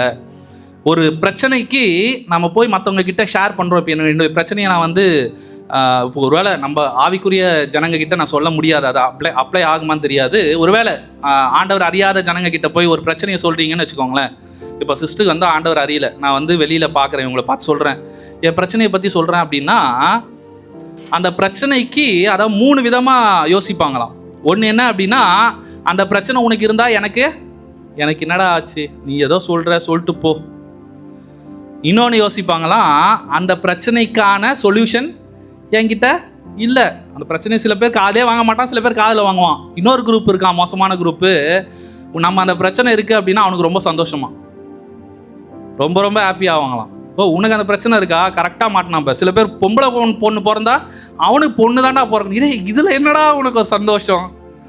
அவனுக்கு பொண்ணு பிறந்துச்சுன்னா உனக்கு பொண்ணு பிறந்துச்சு ரொம்ப சந்தோஷம். எனக்கு நான் உண்மையாக சொல்கிறேன், நடந்த சம்பவம். அதாவது நான் ஒர்க் பண்ணும் போது என் கூட ஒரு நபர், அவர் பேர் சொல்ல விரும்பலை, அவர் கிராமத்தை சேர்ந்தவர். அவருடைய குடும்பத்தில் 2 ஆண் பிள்ளைங்க இருக்கிறாங்கன்ற காரணத்தினால அந்த முதல் பையனை தலையிலே அடிச்சிருக்கிறாங்க. அவங்க சொந்தக்காரங்களாம் சேர்ந்து ராத்திரி அவர் போகும்போது அடித்து அவர் தலையை மண்டை குழம்பி பல பிரச்சனை அவருக்கு. எதனாலனா ஒரே ஒரு காரியம், அவங்க வீட்டில் 2 பையன் இருக்கான், எங்கள் வீட்டில் 4 பொண்ணு இருக்கான். எப்படிலாம் இன்னைக்கு தேசம் இருக்குது, இன்னைக்கு ஜனங்க இருக்கிறாங்க. நான் எதுக்காக சொல்கிறேன்னா, நம்முடைய பிரச்சனைக்கு சொல்யூஷன் எங்கே இருக்குன்னா மனிதனிடத்தில் இல்லை. நம்ம நிறைய நேரத்தில் இக்கட்டில் எங்களுக்கு, ஒரு வசனம் அழகா சங்கீதக்காரன் சொல்லுவான், இக்கட்டில் எங்களுக்கு உதவி செய்யும் மனுஷனுடைய உதவி விருதா. ஆபத்து காலத்தில் என்னை நோக்கி கூப்பிடு, நான் உனக்கு 63:3 எரேமியா 33:3 என்னை நோக்கி கூப்பிடு, நான் உனக்கு உத்தரவு கொடுத்து நீ அறியாததும் உனக்கு எட்டாததுமான பெரிய காரியங்களை உனக்கு நான் அறிவிப்பேன். இது 50:15 நினைக்கிறேன் சங்கீதம். இதுல என்ன இருக்குன்னா, ஆபத்து காலத்துல என்னை நோக்கி கூப்பிடு, நான் உன்னை விடுவிப்பேன், நீ என்னை மகிமைப்படுத்துவா. இது ஆண்டவர் தவிர வேற ஆளும் சொல்ல முடியாது. நிறைய நபர்கள் நான் போகும்போது சொல்லுவாங்க, சில பேர், நான் ஒர்க் பண்ணது, நான் சேலமில் ஒர்க் பண்ணியிருக்கிறேன், அதுக்கப்புறம் ஆந்திராவில் ஒரு வருஷம் ஒர்க் பண்ணியிருக்கேன். அங்கெல்லாம் சொல்லும் போது, நீ சேலமுக்கு மட்டும் வந்தனா எனக்கு கால் பண்ணுறா, நான் கண்டிப்பாக வந்துடுவேன். வரவே மாட்டாங்க. நீங்கள் சேலமுக்கு போகிறேன்னு சொன்னீங்களாலே சுவிட்ச் ஆஃப் பண்ணிடுவாங்க. ஏன் அப்படின்னா, அது முக்கியமாக பிரச்சனை அப்படின்னா வர சான்ஸே கிடையாது. ஆனால் ஆண்டவர் தைரியமாக சொல்கிறாரு, உன் ஆபத்து காலத்தில் என்னை நோக்கி கூப்பிடு, நான் உனக்கு விடுதலையை தருவேன். வேறு யாராலும் சொல்ல முடியாதுங்க. ஆண்டவர் இந்த காலை நேரத்தில் நமக்கு ஆசீர்வாதங்களை தருவதற்கு முக்கியமான காரியத்தை ஆண்டவர் எதிர்பார்க்கிறார். என்ன அப்படின்னா, என் இருதயத்தின் வார்த்தையும் என் வார்த்தைகள் என் இருதயத்தின் உண்மைக்கு ஒத்து இருக்கும். இப்போ நாம் இருதயத்தில் என்ன நினைக்கிறோமோ அதை தான் நாம் சொல்லணும். சில பேர் உள்ளுக்குள்ளே பொறாமையாக இருக்கும். கார் வாங்கியிருப்போம், போய் ப்ரேயர் பண்ண போவோம், இல்லைனா கார் வாங்கிட்டு அவங்க வீட்டுக்கு போனவுடனே உள்ளுக்குள்ளே அவங்களுக்கு ரொம்ப கஷ்டமாக இருக்கும். ஆனால் வெளியே பார்க்கும்போது ரொம்ப நல்ல சந்தோஷமாக இருக்குது, நல்ல கலர் கார் அப்படின்வாங்க. ஆனால் ஆண்டவர் எதை சொல்கிறாருன்னா, யோபு சொல்கிறாரு, என் வார்த்தைகள் என் இருதயத்தின் உண்மைக்கு ஒத்து இருக்கும். இன்னொரு வசனம் வாசிக்கலாம், சங்கீதம் 12வது அதிகாரம் 1-2 வாசிக்கலாம். ரட்சியும் கர்த்தாவே, பக்தி உள்ளவன் அற்று போகிறான், உண்மை உள்ளவர்கள் மனுபுத்திரரில் குறைந்திருக்கிறார்கள், அவரவர் தங்கள் தோழரோடு பொய் பேசுகிறார்கள், உதடுகளால் இருமனதாய் பேசுகிறார்கள். ஸோ இன்னைக்கு ஒரு வாண்டட் அப்படின்ற ஒரு ஒரு ஒரு விஷயத்த காட்ஸ் கிங்டம் கொடுக்குதுன்னு வச்சுக்கோங்களேன். நிறைய நேரத்தில் வாண்டட் அப்படின்னு சொல்லி சேல்ஸ்மேன் வேணும், சேல்ஸ் விமன் வேணும், இது வாண்டட் அது வாண்டட்னுவாங்க. போலீஸ் ஸ்டேஷன் போனீங்கன்னா வாண்டட் லிஸ்ட் இருக்கும். ஆனால் இன்னைக்கு ஆண்டவர் ராஜ்யத்தில் எது வாண்டட் அப்படின்னு பார்த்தீங்கன்னா, மனிதரில் உண்மையுள்ளவர்கள் குறைந்து இருக்கிறார்கள். அப்போ ஆண்டவர் எதை வாண்டட் அப்படின்னு கேட்குறாருன்னா, ஐ நீட் ஃபெய்த்ஃபுல் பீப்புள். யாரெல்லாம் உண்மையாக இருக்கிறாங்களோ, நமக்கு என்ன இருக்கோங்க, நம்மளுக்கு கொஞ்சம் தான் கொடுத்துருக்கிறாரா, அதில் உண்மையாக இருக்க ஆண்டவர் எதிர்பார்க்குறார். அதை தான் மத்தேயுல நம்ம வாசிக்கிறோம். அந்த உக்ரானக்காரன் கொடுக்குற காரியத்தை பார்க்கும்போது அவன் சொல்கிறான், கொஞ்சத்தில் உண்மையாக இருந்தால் உன்னை அநேகத்தின் மேல், அது அவருடைய தயாளம். நாம் கொஞ்சத்தில் உண்மையாக இருந்தால் நம்மை அநேகத்தின் மேல் அதிகாரியாக வைப்பது அவருடைய கிருபை, அவருடைய தயவு. ஆனால் ஆண்டவர் எதை எதிர்பார்க்கிறாருன்னா, இங்கே சங்கீதக்காரன் சொல்கிறான், சங்கீதக்காரன் இருக்கும்போது எத்தனையோ 1000 வருடங்கள் முன்பதாக, 2000, 2500, 3000 வருஷம் முன்னாடி இருக்கும்போது சங்கீதக்காரன் சொல்கிறான், மனிதரில் உண்மை உள்ளவர்கள் குறைந்து இருக்கிறார்கள். இன்றைக்கும் அதே தான். இன்றைக்கும் வாண்டட் யார் அப்படின்னா, டேலண்டட் பீப்புளெலாம் வாண்டட் கிடையாது. ஏன்னா இன்றைக்கி டேலண்ட் அப்படின்னு பார்த்தீங்கன்னா, ஒரு சேனல் எடுத்து அமெரிக்காஸ் காட் டேலண்ட்டுன்னு போடுங்களேன், சின்ன சின்ன பசங்களாம் அவங்களுடைய டேலண்ட் காட்டுறாங்க. இந்தியா காட் டேலண்ட் போடுங்க, இந்தியாவில் எவ்வளோ பேர் இருக்கிறான் டேலண்டடாக. மைண்டில் வந்து ஒரு செகண்ட், மில்லி செகண்ட்ஸுக்கு கால்குலேட் பண்ணுறாங்க 3 டிஜிட் நம்பர்ஸ் எல்லாம். சின்ன பசங்க சொல்கிறேன் நான், ஒரு 5 வயசு 6 வயசு ஆகாத பசங்களுக்கு 685 × 282 மல்டிப்ளை பண்ணி சொன்னால் வித்தின் 1 செகண்டில் சொல்கிறாங்க ஆன்சர். ஸோ அந்தளவுக்கு டேலண்ட் இருக்குது, ஸ்கில் இருக்குது. ஆனால் இன்னைக்கு எது இல்லை அப்படின்னா, உண்மையுள்ளவர்கள் ஜனங்களில் குறைந்திருக்கிறார்கள். நம்ம எந்த அளவுக்கு உண்மையுள்ளவர்கள், வெறும் பணத்தில் மாத்திரம் நான் சொல்ல, குணத்திலையும் உண்மையுள்ளவர்கள், நமக்கு கொடுத்திருக்கிற பொறுப்பில் உண்மையுள்ளவர்கள். நமக்கு ஆண்டவர் எதை கொடுத்திருக்கிறாரோ, அது சின்னதாக இருக்கலாம். என்கிட்ட ஆண்டவர் பேசினார், அதான், நீ உனக்கு நான் எதை கொடுத்திருக்கிறனோ அதில் நீ உண்மையாக இரு. நாம் மட்டும் அதில் உண்மையாக இருக்கிறத கர்த்தர் பார்த்துட்டாருன்னு வச்சுக்கோங்களேன். பில்லி கிரகாம் அப்படின்ற தேவ மனுஷனை குறித்து நம்ம நிறைய கேள்விப்பட்டிருப்போம். அந்த தேவ மனுஷனுடைய ஒரு கமிட்மெண்ட் எனக்கு ரொம்ப ஆசீர்வாதமாக இருந்தது. என்ன அப்படின்னா, அவருக்கு முதல் பிரசங்கம், ஒரு பெரிய மேடை ஜனங்கள் இருக்கிற வாலிபர் கூட்டம் கொடுக்குறாங்களாம். அந்த கூட்டம் கொடுக்கும்போது ஒரு வாரத்துக்கு முன்னாடியே அந்த ரூமுக்கு போயிடுறாரு. அந்த இடம் எங்கே நடக்குதோ அதுக்கு முன்னாடியே போயிடுறாரு. ஒரு ரூம் எடுத்துருக்கிறாரு. ஒரு வாரம் ப்ரேயர். என்ன அப்படின்னா, அந்த கூட்டத்தை நடத்தினவங்க போய் பணம் பே பண்ணுறேன் அப்படின்றாங்களா, இல்லை அவர் எதுவுமே சாப்பிடல, எதுவுமே வாங்கலை, அவர் ரூமுக்கு போனவர், அவ்வளோதான். என்ன ஜபம் அப்படின்னா, ஏன்னா வரப்போகிறாங்க 1000 கணக்கில் மேடையில். பில்லி கிரகாம் பண்ண ஜபம் ஒரே ஒரு ஜபமாக, ஆண்டவரே என்னை நம்புங்கப்பான்னு சொல்லி ஜபம் பண்ணான். ஒரே ஒரு வார்த்தை தான், லார்ட் ப்ளீஸ் ட்ரஸ்ட் மீ. நம்ம நிறைய நேரத்தில் நாம் ஆண்டவரை நம்புகிறோம் சொல்கிறோம், ஆனால் ஆண்டவர் எதை எதிர்பார்க்குறாருன்னா, நம்ம நம்ப முடியும் அப்படின்னா, நான் விசுவாசிக்கிறேங்க. பைபிளில் இருந்து அநேக நமக்கு முன்னாடி இருக்கிற திரளான சாட்சிகளை பார்க்கும்போது, அநேக ஊழியர்களுடைய சரித்திரத்தை வாசிக்கும்போது ஒன்று தெரிஞ்சுக்கலாம். அவர் மட்டும் நம்மளை நம்பிட்டாருன்னா நமக்கு தராதது ஒன்றுமே இருக்க முடியாது. நாம் பெரிய விஷயம் பணம்னு நினைக்கிறோம். ஆண்டவருக்கு பணம் ரொம்ப சாதாரணம். ஆண்டவருக்கு பணம் ரொம்ப சாதாரணம். ஆனால் ஆண்டவர் எதையும் தருவார். நம்மளை நம்ப முடியும் அப்படின்னா ஆண்டவர் எதையும் தர உண்மை உள்ளவர். இன்னும் ஒரே ஒரு வசனத்தை வாசிக்கலாம். இந்த இடத்துக்கு நம்ம தொடர்ந்து வாசிக்க போகிறோம். நீதிமொழிகள் 12:22.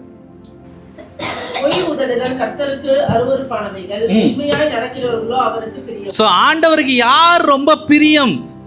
இப்போ நம்மளை போய் கேட்டோம் அப்படின்னா, உங்களுக்கு யாரை பிடிக்கும், உங்களுக்கு யாரை பிடிக்கும், உங்களுக்கு யாரை பிடிக்கும் சிஸ்டர் அப்படின்னு கேட்குறோன்னா, நம்ம ஒரு பர்சனை சொல்லுவோம். ஒருவேளை அப்பா அம்மாவை போய் கேட்டிங்கன்னா, அப்பாவுக்கு ஒரு பையனை பிடிக்கும், அம்மாவுக்கு வேற ஒரு பையனை பிடிக்கும். எப்படி யாக்கோபு ஏசா மாதிரி ஒவ்வொருத்தருக்கு ஒவ்வொருத்தரை பிடிக்கலாம், அது பிரச்சனை கிடையாது. ஆனால் ஆண்டவருக்கு யாரை பிடிக்கும் அப்படின்னு பார்த்தீங்கன்னா, உண்மையாய் நடக்கிறவர்களோ அவருக்கு பிரியம். ஆண்டவருக்கு உண்மையாக நம்ம நடக்கிறோம் அப்படின்னா அதுதான் ஆண்டவருக்கு ஒரு பிரியமான ஒரு காரியம் அப்படின்னு வேதம் சொல்லுகிறது. எதுலலாம் உண்மையாக இருக்கு? நான் ரொம்ப ஷார்ட்டாக எதில் உண்மையாக இருக்கணும் அப்படின்னா, நான் அதை தான் கொஞ்சம் ஸ்டார்ட் பண்ண முன்னாடி. என்ன அப்படின்னா, நாம் யார் அப்படின்றத நாம் ஃபஸ்ட்டு அறிந்து கொள்ளணுமா, ரிப்பன்டன்ஸில் உண்மையாக இருக்கணுமா, மனம் திரும்புதலில் நாம் உண்மையாக இருக்கணும். பைபிளில் கடைசியாக ஆண்டவர் சபைக்கு கொடுத்த கட்டளை எது? கடைசியாக ஒரு கட்டளை கொடுத்துருக்கிறாரு. அது என்ன கட்டளை?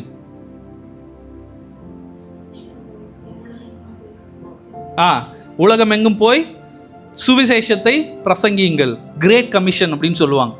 அப்போ ஆண்டவர் சபைக்கு கொடுத்துருக்கிற கடைசி கட்டளை கிரேட் கமிஷன். நான் அந்த நேற்று வாசித்த அந்த தேவ மனுஷன் சொல்கிறாரு, அது இல்லையா.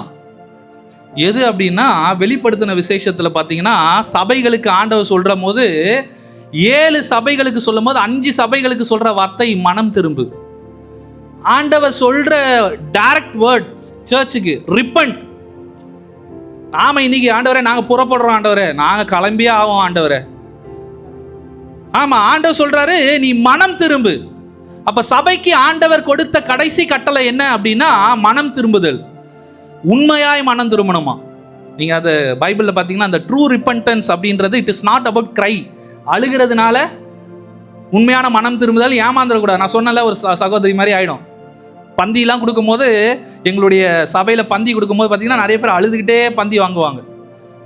அழுதுகிட்டே வாங்குறவங்க பார்த்தீங்கன்னா எந்த தப்பு பண்ணாங்களோ அதே தப்பை அவங்க போய் கண்டினியூ பண்ணுவாங்க. ஒருத்தர் ஞானஸ்தானம் எடுக்கும்போது சொன்னாராம், ஆண்டவரே பாஸ்டர் கிட்ட, ஐயா ஞானஸ்தானம் கொடுக்கும்போது இந்த கையை மட்டும் விட்டுருங்கயா அப்படின்னாராம். வெளில வச்சுக்கினாராம். ஏன்னா இவர் ஞானஸ்தானம் உள்ளே போகிறாரு, தொட்டிக்குள்ளே கையை மட்டும் வெளில வச்சுக்கிட்டாராம். என்னப்பா அப்படின்னா, இல்லை சிகரெட் மட்டும் பிடிப்பேன், ஆனால் கையை மட்டும் வெளில வச்சுக்கிறேன், மற்றதெல்லாம் ஞானஸ்தானம் கொடுங்கண்ணா. நம்ம நிறைய நேரத்தில் எப்படி பார்க்குறோம், எப்படி செய்கிறோம், காரியங்கள் எப்படி நடப்பிக்கிறோம் அப்படின்றது ரொம்ப முக்கியம். இந்த இடத்துல ஆண்டவருடைய வார்த்தை சொல்லுது, நான் மனம் திரும்புதல் கண்ணீர் மாத்திரம் கிடையாது. நீங்கள் அதுக்கு ஒரு பெஸ்ட் எக்ஸாம்பிள் சவுல் தாவீதை பின்தொடர்றாரு. ஓட ஓட ஒரு தெல்லுப்பூச்சியை விரட்டுறது மாதிரி விரட்டுறாராம். ஒரு செத்த நாயவா துரத்துற மாதிரி துரத்துறீங்களே அப்படின்னு கேட்குற அளவுக்கு துரத்துறாரு. ஆனால் அப்படி துரத்தும் போது இவர் ஆண்டவர் சவுலை கையில் கொடுக்குறாரு. ஆனால் அவர் கொல்லாத போது சவுல் ஒரு காரியத்தை சொல்கிறார் பயங்கர உருக்கத்தோட. நம்மளாம் என்ன அழுகுறோம், அவர் அழுகுறார் பயங்கரமாக. சவுல் சொல்கிறார், என் மகனாகிய தாவீதே, இது என் மகனாகிய தாவீதின் சத்தம் அல்லவா அப்படின்னும் போது தாவீது சொல்கிறார், ஆமாம் நான் தான்ன்றாரு. என் மகனை உன்னையா நான் கொல்ல பார்த்தேன், இனி நான் கொல்ல மாட்டேன்ப்பான்னு போகிறவர் அடுத்த சாப்டர் வசனத்தில் வாசிங்களேன், சவுல் தாவீதை பின்தொடர்ந்தான், கொல்ல பார்த்தான். என்னடா இது கொடுமை. ஏன் அப்படின்னா true repentance is not about our tears. நம்ம கண்ணீர்னால மாத்திரம் உண்மையான மனம் திரும்புதல் என்பது கிடையாதான். ஆண்டவர் சொல்றாரு, நல்ல மரம் எல்லாம் நல்ல கனியை கொடுக்கும், கெட்ட மரமோ கெட்ட கனியை கொடுக்கும். அப்ப எதை பார்க்க சொல்றாருன்னா, see their action, see their deeds, அவர்களுடைய கிரியைகளை பாரு, வார்த்தைகளை பார்க்காரு. அதை தான் பரிசேயர்கள்லாம் சொல்லும் போது, அவர்கள் செய்கிறபடி செய்யுங்கள், அவர்கள் சொல்லுகிறபடி செய்யுங்கள், செய்கிறபடி செய்யாதிருங்கள். ஆண்டவர் ரொம்ப பயங்கர, எனக்கு அவர் சொல்ற வார்த்தைலாம் ஸ்காலர்ஸ். இன்னைக்கு ஆண்டவர் மட்டும் ஒரு தியாலஜியனா அவரை பார்ப்பாங்க அப்படின்னா உலகத்தான் அவரை ஸ்காலர் தான் சொல்லுவான். அவருடைய வேர்ல்ட் கிளாஸ் டீச்சிங்ஸ், அவருடைய மலை பிரசங்கம்லாம் பார்த்தீங்கன்னா உலகம் இன்னைக்கு அங்கீகரிக்குது. ஆண்டவர் இல்லை அப்படின்னு சொல்றவங்க இன்னைக்கு அங்கீகரிக்கிறாங்க. ஆண்டவர் இல்லைன்னு சொல்றவங்க ஒரு கேள்வியை கேட்பாங்க. எப்பவுமே என்ன கேள்வி கேட்பாங்க, ஆண்டவர் ஏன் ஆதாம் ஏவாளுக்கு அந்த மரத்தை மறைத்திருக்க கூடாது, இல்லை மரத்தை கொடுத்திருக்க கூடாது? ஆண்டவர் நம்ம எல்லாருக்கும் ஒரு அழகான ஒரு விஷயத்தை கொடுக்குறார். என்ன அப்படின்னா ஃப்ரீ வில். சுயமாய் நாம் எதையும் செய்ய முடியும் அப்படின்ற ஒரு காரியத்தை ஆண்டவர் கொடுக்குறார். ஒரு எக்ஸாம்பிளுக்கு, நம்ம போய் பேசினா நம்மளுடைய ஏதோ ஒரு நம்மளுடைய சரீரத்தில் இல்லை தலையில் ஏதோ ஒன்று டிஃப்ரெண்ட்டாக ஆகும்னு வச்சுக்கோங்களேன். நம்ம இன்னும் ஆயிருப்போம். இப்போ ஒரு வேளை போய் நான் பேசுகிறது ஏதோ பொய் சொல்கிறேன் அப்படின்னா என் காது மட்டும் இப்படி மூடிக்குதுன்னு வச்சுக்கோங்க. அப்போ எல்லாருக்குமே தெரியும், ஆஹா இவன் பொய் சொல்கிறான்டா. ஆண்டவர் அப்படிலாம் எதுவுமே படைச்சிருக்கிறாரா? நீ பொய் பேசினாலும் சரி, உள்ள எதை வச்சு பண்ணாலும் ஆண்டவர் அமைதியாக தான் இருக்கிறார். அப்போ ஃப்ரீ வில் அப்படின்றத ஆண்டவர் நமக்கு கொடுக்க தான் செய்கிறார். அப்போ ரிப்பன்டன்ஸ், அதுதான் அந்த உபாகமம் 8வது அதிகாரத்தில் வாசிச்சோம், நீ அறியும்படிக்கு. அதே தான் ஆதாம் கிட்ட போய் சொல்ற, ஆதாமே நீ எங்கே இருக்கிறாய்? ஆதாம் எங்கே இருக்கிறான்னு ஆண்டவருக்கு தெரியலையா? அங்க இருக்கிற ஒரே ஒரு ஆள் தான் உலகத்துல படைச்சது முதல் ஆள் ஆதாம். ஆண்டவருக்கு தெரியலையா எங்க இருக்கான் ஆதாம்னு? ஆதாம் எங்க இருக்கிறான்றது பிரச்சனை கிடையாது. ஆதாமே நீ எங்க இருக்கிறான் நீ அறிஞ்சு கொள்ளணும். உனக்கு ஒரு ரட்சகர் வேணும்ன்றதை நீ தெரிஞ்சுக்கணும். உனக்கு ஒரு மீட்பர் வேணும்ன்றதை நீ அறிந்து கொள்ளணும். அதுதான் ஆண்டவர் கேட்கிறாரு. முதல் கேள்வி பைபிளில் வர அந்த இடத்த நம்ம வாசித்தோம். வெளிப்படுத்தின விசேஷம், இந்த சபைகளை குறித்து வாசிக்கிறத நம்ம எடுப்போம் சீக்கிரமா. வெளிப்படுத்தின விசேஷம் 3வது அதிகாரத்தை எடுத்துக்கொள்ளுங்க. சபைகளுக்கு சொல்லுகிறதை காதுள்ளவன் கேட்கப்படவன் என்று லவோதிகேயா சபையின் தூதனுக்கு நீ எழுத வேண்டியது என்னவெனில், உண்மையும் சத்தியமும் உள்ள சாட்சியும் தேவனுடைய சிருஷ்டிப்புக்கு ஆதியுமாய் இருக்கிற ஆமென் என்பவர் சொல்லுகிறதாவது, உன் கிரியைகளை அறிந்திருக்கிறேன். நீ குளிரும் அல்ல அனலும் அல்ல. நீ குளிரையாவது அனலையாவது இருந்தால் நலமாய் இருக்கும். மெயினா 17 வாசிங்க சிஸ்டர். 16, 17 வாசிங்க. இப்படி நீ குளிரும் இன்றி அனலும் இன்றி வெதுவெதுப்பாய் இருக்கிறபடினாலே உன்னை என் வாயினின்று வாந்தி பண்ணி போடுவேன். 17 ரொம்ப முக்கியமான வார்த்தை. 17 வாசிங்க. நீ நிர்பாக்கியமுள்ளவனும் பரிதபிக்கப்படத்தக்கவனும் தரித்திரனும் குருடனும் நிர்வாணியுமாய் இருக்கிறதை அறியாமல் நான் ஐஸ்வர்யவான் என்றும் திரவிய சம்பன்னன் என்றும் எனக்கு ஒரு குறைவும் இல்லை என்று சொல்லுகிறபடியால், அடுத்த வசனம் வாசிங்க. நீ ஐஸ்வர்யவான் ஆகும்படிக்கு நிர்வாணமாகிய அவலட்சணம் தோன்றாதபடிக்கு நீ உடுத்திக் கொள்வதற்கு வெண் வஸ்திரங்களையும் என்னிடத்திலே வாங்கிக் கொள்ளவும் நீ பார்வை அடையும்படிக்கு உன் கண்களுக்கு கலிக்கம் போடவும் வேண்டும் என்று உனக்கு ஆலோசனை. அங்க என்ன பிரச்சனை அப்படின்னா, உனக்கு இருக்கிற குறை உனக்கு தெரியல. நீ ஐஸ்வர்ய சம்பன்னன் என்றும் எனக்கு ஒரு குறைவும் இல்லை என்று நீ சொல்லுகிறபடினால் உனக்கு பிரச்சனைன்றார். அப்ப ஆண்டவர் நாம யார் என்பதை ஆண்டவர்கிட்ட ஓப்பனா பேசணும். தாவீது இதுல பயங்கரமான எக்ஸ்பர்ட். ஆண்டவரே, ஆண்டவரோட பிரசனம் வரலன்னாலும் சொல்லிடுவாரு, ஆண்டவரே உங்க பிரசனத்தை தாங்க, எனக்கு உங்க பிரசனம் இல்லையே, ஏன் தூரமா இருக்கிறீர், ஏன் காது கேளாவது போல் இருக்கிறீர், ஏன் என் சத்தத்தை கேட்கல ஆண்டவரே, மனுஷன் என் தலைமையில ஏறி நடக்கிறான்பா. தாவீது எல்லாத்தையும் சொல்லுவாரு. சந்தோஷமா இருக்கிறதும் சொல்லுவாரு, துக்கமா இருக்கிறதும் சொல்லுவாரு, ஆண்டவர் பிரசனம் இல்லைனாலும் சொல்லுவாரு. பைபிள்ல ஒரு ரொம்ப அழகான ஒரு இடம் பார்த்தீங்கன்னா, மார்க் 9வது அதிகாரம் 6வது வசனம் நினைக்கிறேன். 9வது அதிகாரம் 24வது வசனம். அதுல ஒரு இடம், அந்த சம்பவத்தை வாசிக்க 24 மட்டும் வாசிங்களேன். உடனே பிள்ளையின் தகப்பன், இந்த இடத்துல என்ன நடக்கு நமக்கு தெரியும். ஒரு பையன் இருக்கிறான், அவனை வந்து பிசாசு பிடிக்குது, ஊமையும் செவிடுமான ஒரு ஆவி பிடித்து அவனை ஒரு முறை நெருப்புல தள்ளுது, தண்ணீர்ல தள்ளுது. அப்போ வந்து தகப்பன் வந்து கேட்கிறாரு இயேசு கிறிஸ்து கிட்ட, ஆண்டவரே என்னுடைய பிள்ளைய சுகமாக்கும் அப்படின்னு கேட்கும் போது அவர் சொல்றாரு, விசுவாசம் உள்ளவனா இரு அப்படின்னு ஆண்டவர் அவனை பார்த்து சொல்றாரு, அந்த தகப்பனை பார்த்து. அப்ப அந்த தகப்பன் என்ன ரிப்ளை பண்றாரு, ஆண்டவரே விசுவாசிக்கிறேன், ஆனாலும் என் அவிசுவாசம் நீங்கும்படி எனக்கு உதவி செய்யும். ரொம்ப ஓப்பனா சொல்றாரு. நீங்க அதுக்கு அந்த இடத்துக்கு முன்னாடி வசனம் 19 நினைக்கிறேன். 19 வாசிங்க. இதே சீஷர்களை பார்த்து சொல்றாரு, விசுவாசம் இல்லாத சந்ததியேன்னு. ஆனா இந்த தகப்பன் சொல்றாரு, என் அவிசுவாசம் நீங்கும்படி எனக்கு உதவி செய்யும் ஆண்டவரேன்னு சொல்லும் போது ஆண்டவர் அவர் திட்டவே இல்லைங்க. ஆண்டவர் ஒரு வார்த்தை கூட சொல்லடே, இப்பதானே நான் விசுவாசமா இருன்னு சொன்னேன், நீ அவிசுவாசமா இருக்கேன்னு சொல்றியே, அவிசுவாசம் உள்ள சந்ததி அகன்றுப்போன்னு சொன்னாரா? சொல்லல. ஏன் அப்படின்னா, அந்த தகப்பன் எதை அவர் யோசிக்கிறாரோ, எதை அவர் ஃபீல் பண்றாரோ, எது அவருக்குள்ள இருக்குதோ அதை அப்படியே ஓப்பனா சொல்றாரு. ஆண்டவரே நான் விசுவாசிக்கிறேன், ஆனாலும் என் அவிசுவாசம் நீங்கும்படி எனக்கு உதவி செய்யும். இன்னைக்கு அப்படிதான் ஆண்டவர் நான் உண்மையாகவே அதான் இந்த மெசேஜுக்கு நான் ப்ரிப்பேர் பண்ணும்போது நான் ரொம்ப ஆண்டவருக்கு தேங்க் பண்ண. அப்புறம் நல்ல வேளை ஜஸ்டின் நம்மளுக்கு சொன்னார். ஏன் அப்படின்னா, ஒரு தேவ மனுஷனுடைய கூற்றுகளை படிக்கிறது அவ்வளோ சந்தோஷமாக இருந்தது.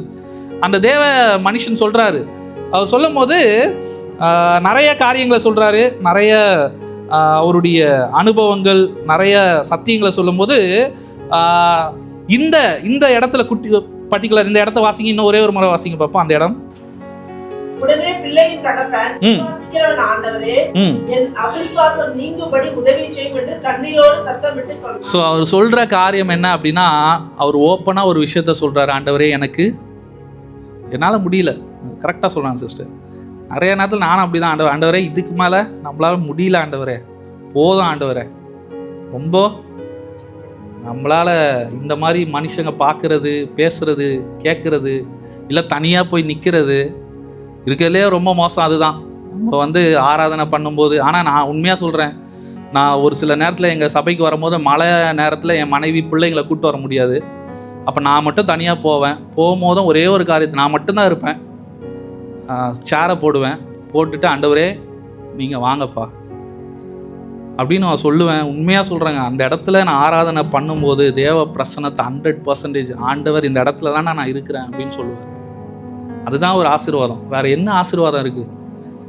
மோசே கிட்ட சொல்கிறாரு, என் சமூகம் உனக்கு முன்பதாக செல்லும்னு சொல்லும் போது ரொம்ப ஜனங்க ரொம்ப பிரச்சனை பண்ணும்போது ஆண்டவர் சொல்கிறாரு, என் தூதனை நான் உனக்கு முன்பதாக அனுப்புகிறேன், நீ போ அப்படின்னும் போது தான் மோசே உடஞ்சிடுறாரு. மோசே சொல்கிறாரு, ஆண்டவரே உங்கள் சமூகம் மட்டும் வரலன்னா நீங்கள் இங்கேருந்து கொண்டு போகாதீங்கப்பா. நம்ம ஒரு வேளை அம்மாவோ அப்பாவோ நம்மளுக்கு ஒரு கிஃப்ட் வாங்கி கொடுக்குறாங்கன்னு வச்சுக்கோங்க, ஒரு பைக்கே வாங்கி கொடுக்குறாங்க. நான்லாம் வரமாட்டேன்டா, நீ என்னை தொல்லை பண்ணி இந்த பைக்கை வாங்கினேன், என் உயிரை எடுத்த, நான் வரமாட்டேன், உன் ஃப்ரெண்டுன்னு சொல்கிறல, உன் ஃப்ரெண்டே கூட்டின்னு போடான்னு சொன்னால் நம்மளுக்கு எப்படி இருக்கும்? அப்போ தான் சொல்கிறாரு அவர், நீ தூதனை கொண்டு போ அப்படின்னும் போது அவர் மோசே ஆண்டவரே எனக்கு தூதன்லாம் வேணாம் ஆண்டவரே, நீங்கள் வாங்கப்பா. நம்மளுக்கு இருக்கிற கிரேட்டஸ்ட் பிளஸ்ஸிங் என்னன்னா காட்ஸ் ப்ரெசன்ஸ் தான். அவர் நான் உன் கூட இருக்கிறேன் அப்படின்னு சொல்ல, வனாந்திரமாக இருந்தாலும் பரவாயில்ல, எனக்கு முன்னாடி ஒன்றுமே தெரில ஆண்டவரே, வழி வாசலே தெரிலப்பா, எல்லாம் வனாந்திரமாக இருக்குது, பிரச்சனையே கிடையாது. ஆண்டவருடைய பிரசன்னம் நம்ம கூட இருக்கிற வரைக்கும் எந்த பிரச்சனையும் கிடையாது.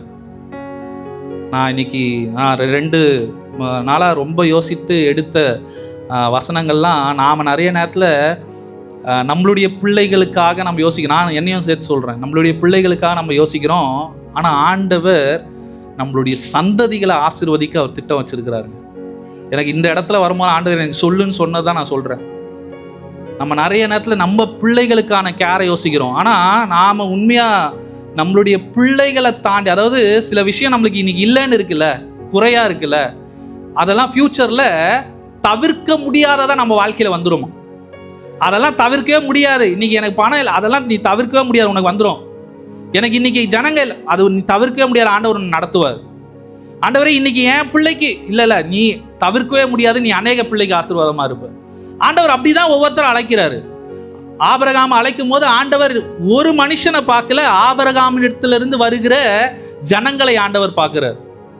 எனக்கு ரொம்ப ஆசீர்வாதமாக இருந்த ஒரு 2 காரியத்தை நான் சொல்கிறேன். நான் மெசேஜ் இன்னைக்கு நான் எடுத்த ஆர்டர் கிடையாது, நான் எழுதின ஆர்டர் கிடையாது.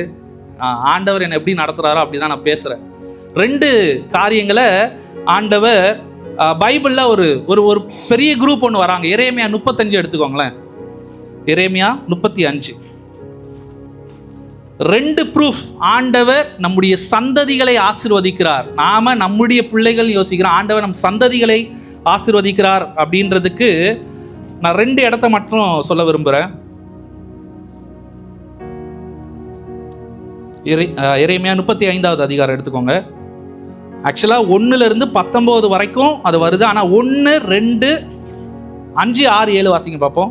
யோசியாவின் குமாரனே ஆகிய யோயாக்கீம் என்னும் யூதா ராஜாவின் நாட்களில் எரேமியாவுக்கு கர்த்தரால் உண்டான வார்த்தை, நீ ரேகாபியருடைய வீட்டுக்கு போய் அவர்களோடு பேசி அவர்களை கர்த்தருடைய ஆலயத்தின் அறைகளே ஒன்றிலே அழைத்து வந்து அவர்களுக்கு திராட்சை ரசம் குடிக்க கொடு என்றார். சோ ஆண்டவர் என்ன சொல்றாருன்னா, ரேகாபியர்கள், ரேகாபைட்ஸ், இந்த ரேகாபியர்களை ஆண்டவர் சொல்றாரு.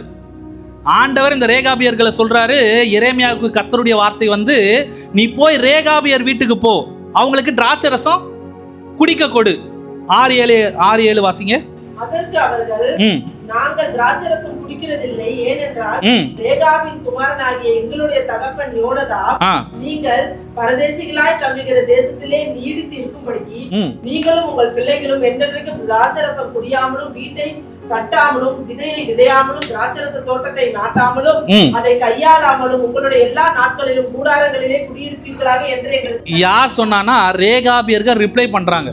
என்ன ரிப்ளை பண்றாங்கன்னா, எங்களுடைய தகப்பன் யோனதாப் அவர் என்ன சொன்னாரானா, நீங்க திராட்சை ரசத்தை குடிக்க கூடாது, நீங்க திராட்சை பழங்களை நடக்கூடாது, அறுவடை செய்யக்கூடாது, பில்டிங் கட்டக்கூடாது, டென்ட்ல தான் வாழணும்னு சொன்னாராம். யாரு?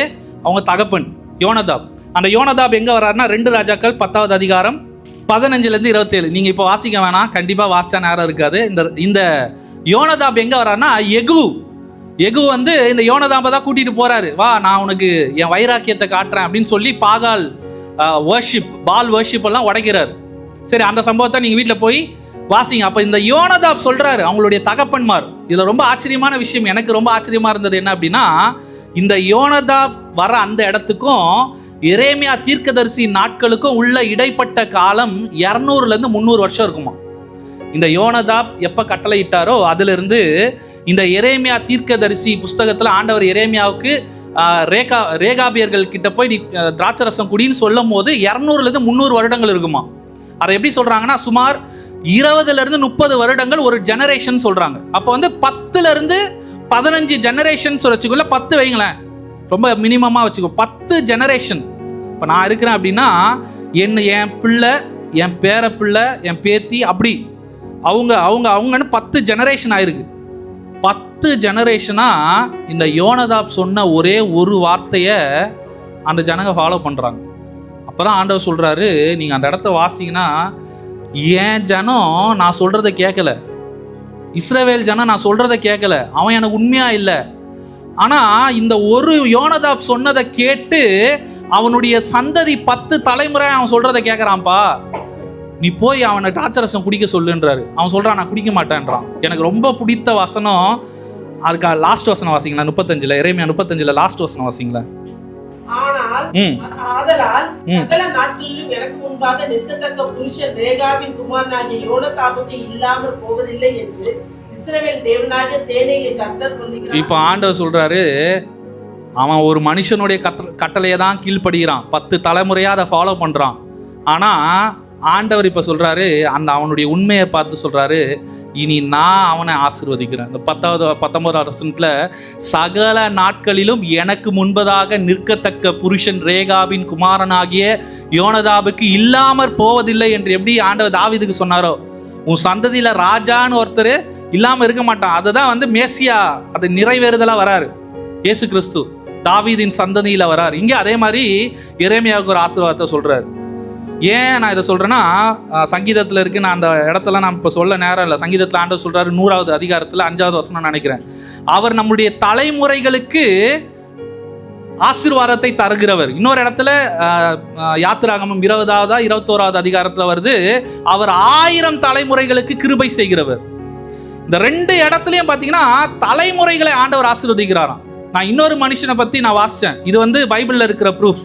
ரேகாபியர்கள் பிராக்டிக்கலா இந்த உலகத்துல ஜோனத்தான் எட்வர்ட்ஸ், எத்தனை பேர் கேள்விப்பட்டிருக்கீங்க? ஜோனத்தான் எட்வர்ட்ஸ் யாரா கேள்விப்பட்டிருக்கீங்களா? ஜோனத்தான் எட்வர்ட்ஸ் இந்த தேவ மனுஷன் எப்படிப்பட்டவர், எப்போ பிறந்தார் அப்படின்ற ஒரு சுருக்கமான ஒரு காரியம். 1703 1703வது வருஷம் பிறந்திருக்கிறார், அதாவது 18ஆம் நூற்றாண்டு. இந்த ஜோனத்தான் எட்வர்ட்ஸ் யார் அப்படின்னா, இவர் கிரேட் அவேக்கனிங், பைபிள் காலையில் படிச்சிருப்போம், ரிவைவல், அமெரிக்காவில் கொண்டு வந்த கிரேட் அவேக்கனிங் அப்படின்னு சொல்லி ஒரு ரிவைவல் வந்தது. அதுக்கு முக்கியமான நபர் இந்த ஜோனத்தான் எட்வர்ட்ஸ். இவர் என்ன அப்படின்னா, இவருக்கு கண்ணு வந்து கூச்ச பார்வையாம், கண்ணு சரியா பார்வை ஐசைட் சரியா இருக்காதாம். இவர் என்ன பண்ணுவாருன்னா, இப்போ சொல்லும் போது மேபி உங்களுக்கு புரியும், அவர் நோட்ஸ் எடுத்துட்டு வந்து வாசிப்பாராம். இப்போ நானா பேசுறேன், நம்மளாவது ஆளுங்களை பார்த்து அவர் ஆளுங்களை பார்த்தெல்லாம் பேச மாட்டாராம், நோட்ஸை பார்த்து படிப்பாராம். அந்த தேவ மனுஷன் 13 மணி நேரம் வேதத்தை வாசிப்பாராம், தியாலஜி படிப்பாராம், பைபிள் ரிலேட்டட் படிப்பாராம், ப்ரேயர் பண்ணுவார் 13 மணி நேரம் ஒரு நாளைக்கு. அந்த தேவ மனுஷன் பிரசங்கம் பண்ண ரொம்ப ரொம்ப ஃபேமஸான ஒரு சர்மன் என்ன, ஒரு 1200 சர்மன் மேலே பண்ணியிருக்கிறாராம். அவருக்கு எடுத்த சர்மன்லேயே sinners in the hands of angry God, கோபமாய் இருக்கிற தேவனுடைய கரத்தில் இருக்கிற பாவிகள், sinners in the hand of angry God அப்படின்ற பிரசங்கத்தை பண்ணும்போது முன்னாடி இருக்கிறவங்களாம் எல்லாம் சேரு எல்லாத்தையும் தூணெல்லாம் பிடிச்சிக்குவாங்களாம். ஏன் அப்படின்னா அந்த நரகத்துடைய அந்த ஃபீல் அவங்க உணர்வாங்களாம் இவர் பிரசங்கம் பண்ணும்போது. அப்படிதான் அந்த எழுப்புதல் வந்துதான். அந்த தேவ மனுஷனுடைய குடும்பத்தை ஒருத்தர் ஆராய்ச்சி பண்ணியிருக்கிறாங்க. அவருக்கு ஒரு மனைவி, 11 பிள்ளைகள். அவருடைய குடும்பம், இது வந்து நான் ஒன்று ரேகாபியர்களை சொன்னேன். இந்த இடத்துல 150 வருடங்கள் அவருடைய டிசெண்டன்ஸ், அவருடைய சந்ததிகளை ஆராய்ச்சி பண்ணாராம் ஒரு மனுஷன். அவர் பேர் வந்து வின்ஷிப். அவர் என்ன கண்டுபிடிச்சதுன்னா 1400 டிசெண்டன்ஸை கண்டுபிடிச்சாராம். அதாவது அவருடைய குடும்பத்தில் 150 வருஷமா 1400 தலைமுறை பிள்ளைகளை கண்டுபிடிச்சாராம். அதை கண்டுபிடிச்சி அவர் பார்க்கும்போது ஆச்சரியப்பட்ட விஷயம் என்ன அப்படின்னா, அதில் 13 பேர் காலேஜ் பிரசிடெண்ட்டாம், ஒருத்தர் யூஎஸ்டைய வைஸ் பிரசிடெண்ட்டாக இருந்திருக்கிறாராம், 3 பேர் யூஎஸ்டைய பார்லிமெண்ட்டில் இருந்திருக்கிறாங்களாம், 3 பேர் கவர்னராக இருந்திருக்கிறாங்களாம், 3 பேர் மேயராக இருந்திருக்காங்களாம், 30 ஜட்ஜஸ் இருந்திருக்காங்களாம், 60 டாக்டர்ஸ் இருந்திருக்காங்களாம், 65 ப்ரொஃபஸர்ஸ் இருந்திருக்காங்களாம், 100 லாயர்ஸ் இருந்திருக்காங்களாம், 100 பாஸ்டர்ஸ் இருந்திருக்காங்களாம், 285 காலேஜ் கிராஜுவேட்ஸ் இருந்திருக்கிறாங்களாம். எது 1400 பேரை 150 வருஷத்தில் ட்ரேஸ் பண்ணி கண்டுபிடிச்சு அவர் சொல்கிறாரு, ஒரு தேவனுடைய மனுஷன், ஒரு மனுஷனுடைய உண்மைக்கும் அந்த மனுஷனுடைய உயர்வுக்கும் அந்த மனுஷன் காண்பித்த அந்த டிவோஷனுக்கு ஆண்டவர் தந்த பரிசு என்ன அப்படின்னா, 1400 டிசெண்டன்ஸில் மேபி 850-900 பேருக்கு மேலே ஸ்காலர்ஸாக இருக்கிறாங்க. யூஎஸ்டைய வைஸ் பிரசிடெண்ட்டாக ஒருத்தர் இருந்திருக்கிறார். அப்போ வந்து ஆண்டவர் எந்த அளவுக்கு நம்ம நிறைய நேரத்தில் நாம் எதை பார்க்குறோன்னா, நம்மளுடைய ஷார்ட் சைட்டட், நாம் பார்க்குறதெல்லாம் கொஞ்சம் தான் பார்க்குறோம். நான் இப்போ சமீபமாக வாசிக்கும் போது நான் எப்போவுமே சொல்கிறேன், ஆண்டவர் காத்திருக்கிறவர்களுக்கு கர்த்தர் வைத்திருக்கிறது கண்கள் காணவும் இல்லை, காதுகள் கேட்கவும் இல்லை, அதை நம்மளுடைய இருதயத்தில் நாம் உணரவும் இல்லை அப்படின்றது. ஆனால் 1 கொரிந்தியர் 4வது அதிகாரத்தில் வாசிக்கும் போது பவுல் சொல்கிறாரு, தேவனுடைய ஆழங்களை தேவ ஆவியானவர் அறிந்திருக்கிறார் அப்படின்னு சொல்கிறார். மனிதனுடைய ஆவியே மனிதனுடைய காரியத்தை அறிந்திருக்கிறது போல தேவ ஆவியானவர் தேவனுடைய ஆழங்களை அறிந்திருக்கிறார். நாம் எதை வச்சிருக்கிறாரோ, நமக்கு ஆண்டவர் வச்சிருக்கார், அதை ஆவியானவர் வெளிப்படுத்துவார் அப்படின்னு சொல்றாரு. அப்போ நாம் ஒரே ஒரு காரியத்தை என்ன பண்ணோன்னா, ஆண்டவரோட கரம் பிடிச்சி நாம் ட்ராவல் பண்ணணும். எது வரைக்கும் அது தெரியாது. வனாந்திரம் எத்தனை வருஷம் இருக்கும் அது தெரியாது, அது பிரச்சனை கிடையாது. வனாந்திரத்தில் காடையை கொடுக்கவும் அவரால் முடியும், வனாந்திரத்தில் தண்ணீர் கொடுக்கவும் முடியும். நம்மளை ஆண்டவர் அழைச்சிருப்பார்னா, நம்மளை ஆண்டவர் தொட்டு இருக்கிறார்னா, அவர் கடைசி வரைக்கும் நடத்த உண்மையுள்ளவர். அவர் பாதியில் விடுகிற தேவன் அல்ல. நம்ம வாழ்க்கையில் எந்த அளவுக்கு நாம் நம்மளுடைய கேரக்டரை வெளிப்படுத்தணும் அப்படின்றத தான் ஆண்டவர் அதிகமாய் எதிர்பார்க்கிறார். நீங்கள் என்ன செய்கிறீர்கள் என்பதை விட நீங்கள் என்னவா இருக்கிறீர்கள் என்பதில் தான் தேவன் அதிக ஆர்வம் கொள்ளுகிறார். ஒரு தேவ மனுஷன் சொல்லியிருக்கார், நீங்கள் என்ன செய்கிறீங்கன்றது முக்கியம் கிடையாது, நீங்கள் என்னவா இருக்கிறீங்கன்றது முக்கியமா. நிறைய பேர் பணம் அவுட்புட் என்ன அப்படின்னா, பணம் சம்பாரிச்சிட்டேன். எப்படி சம்பாரிச்ச? அவன் தாறுமாறாக சம்பாரிச்சிருப்பான். ஆனால் அவன் என்ன காமிப்பான்? அவுட்புட்டு, நாங்களும் பிளஸ்டடாக இருக்கிறோம், நாங்களும் ஆசீர்வதிக்கப்பட்டு இருக்கிறோம். அதை ஆண்டவர் பார்க்கல. நாம் என்னவா இருக்கிறோம் அப்படின்றத ஆண்டவர் பார்க்குறார் அப்படின்றத நாம் புரிஞ்சுக்கணும். நான் கடைசியாக ஒரே ஒரு இன்னும் இப்போ தான் நான் வந்து இந்த நான் நோட்ஸை பார்த்து நிறைய நேரத்தில் பேசுகிறவன் கிடையாது. இன்றைக்கி நான் முக்கியமாக நோட்ஸை ஃபாலோ பண்ணக்கூடாதுன்ற ரொம்ப தெளிவாக நான் வந்து நின்னேன். அதே மாதிரி தான் ஆண்டவர் நடத்தினார். ஒரே ஒரு கதை, கற்பனை கதை. ஏன்னா எனக்கு வந்து நான் எதை பிலீவ் பண்ணுறேன்னா, இங்கேருந்து வெளியே போனதுக்கப்புறம் நம்ம நிறைய நேரத்தில் எதை யோசிப்போம் அப்படின்னா, வசனம் இதை பேசினார் அதை பேசினார் அப்படின்னா, என்ன பேசுனா சிஸ்டர், நல்லா தான் பேசினார், ஏதோ பேசினார், அன்னைக்கு டக்குன்னு வரல அப்படின்வாங்க. ஆனால் எது ஞாபகம் வரும்னா, அவர் கதை சொன்னால் கண்டிப்பாக ஞாபகம் இருக்கும். ஸோ நான் அந்த கதையை சொல்லிடுறேன். அது என்ன அப்படின்னா, ஒரு சயின்டிஸ்ட் இருந்தாராம். நான் இது ரொம்ப நாள் முன்னாடி கேட்டது, அது எனக்கு நேற்று ஞாபகம் வந்தனால அதை எழுதுனேன். அந்த சயின்டிஸ்ட் என்ன பண்ணாரன்னா, நாய் பூனை அதெல்லாம் வந்து வாக்கிங் கூட்டிகிட்டு போவாங்கள்ல, நாய் பூனை, அதுக்கப்புறம் வந்து நிறைய விஷயத்த கொண்டு போவாங்களே, வளர்ப்பாங்களே, பெட். ஸோ அவர் வந்து ரிசர்ச் பண்ணதில் ஒரு நாள் என்ன பண்ணாரான்னா, ஒரு பன்னிக்குட்டியை வளர்க்கணும்னு படி முடிவு பண்ணார். என்ன, நிறைய நாய் பூனைலாம் வளர்த்துட்டு அவருக்கு போர் அடிச்சு, அவர் சயின்டிஸ்ட், அவர் புதுசாக ஏதோ பண்ணணும்னு சொல்லிட்டு ஒரு நாள் என்ன பண்ணாரா, ஒரு பன்னிக்குட்டியை ரொம்ப அழகாக இருந்தது எடுத்துகிட்டு வந்துட்டு, இவர் வந்து வெள்ளைக்காரரு, ஆனால் பன்னிக்குட்டி கருப்பாக இருக்குது, இந்த இவர் ரொம்ப வெள்ளையாக இருக்கார். அப்போ அது ஒரு கான்ட்ராஸ்டாக இருக்கும்ல, பார்க்குறவங்களுக்குலாம் பயங்கர என்ஜாயபுளாக இருக்கும்னு சொல்லி இவர் அந்த பன்னிக்குட்டியை வாக்கிங் கூட்டிகிட்டு போகிறாராம். நாயை வாக்கிங் கூட்டிகிட்டு போய் பார்த்துருக்கோம், ஆனால் பன்னியை கூட்டிகிட்டு போய் நம்ம பார்த்ததுல இவர் கூட்டிகிட்டு போய், ஒரு கற்பனை கதை தான். அவர் கூட்டிகிட்டு போகும்போது இந்த பன்னிக்குட்டிக்கு ஒரு போகிற வழியிலே ஏதோ ஒரு ஸ்மெல்லு வருது. பன்னிக்குட்டிக்கு என்ன ஸ்மெல் வந்தால் ரொம்ப பிடிக்கும்னு நம்மளுக்கு தெரியும். அந்த ஸ்மெல்லு வந்துடுது அதுக்கு. வந்தவொடனே இவர் கையிலேருந்து பிடுங்கிட்டு பிச்சுக்கிட்டு நேராக ஓடி போய் உளுந்து அந்த கழிவை சாப்பிடுது, அந்த சாக்கடையில் விழுந்துருது. இவர் இந்த சயின்டிஸ்ட் வந்து கூப்பிட்றாராம், பன்னிக்குட்டி வா, நான் உன்னை உயர்ந்த இடத்துல வைக்கிறேன், உன்னை நான் கழுவி கொண்டு போய் என் வீட்டில் வைக்கிறேன் வா அப்படின்னா அந்த பன்னிக்குட்டி சொல்லலாம், இல்லை இல்லை இல்லை, எனக்கு இது பரலோகம் மாதிரி இருக்குது, எனக்கு இதுதான் ஆசீர்வாதம், எனக்கு இதுதான் சந்தோஷம் அப்படின்னு சொல்லுதான். அப்போ வந்து இவர் என்ன பண்ணாரு, எப்படியோ ட்ரை பண்ணி பன்னிக்குட்டியை பிடிச்சிட்டு எடுத்துகிட்டு வந்துட்டு இவர் யோசிக்கிறது சயின்டிஸ்ட் இல்லை, இவர் ஒன்று பண்ணுறாரு, என்ன பண்ணலாம் அப்படின்னா அந்த பன்னிக்குட்டியோட இருதயத்தை எடுத்துட்டு ஹார்ட் டிரான்ஸ்பிளான்ட் பண்ணுறாரு. ஒரு ஆட்டுக்குட்டியோட இருதயத்தை, இது எல்லாமே கற்பனை தான், நான் எது எதெல்லாம் சரித்திரன்றதை சரித்திரம்னு சொல்லிடுவேன், கற்பனைன்றதை கற்பனைன்னு சொல்லிடுவேன். அதனால் இதை வந்து அந்த இருதயத்தை மாற்றிடுறாராம்.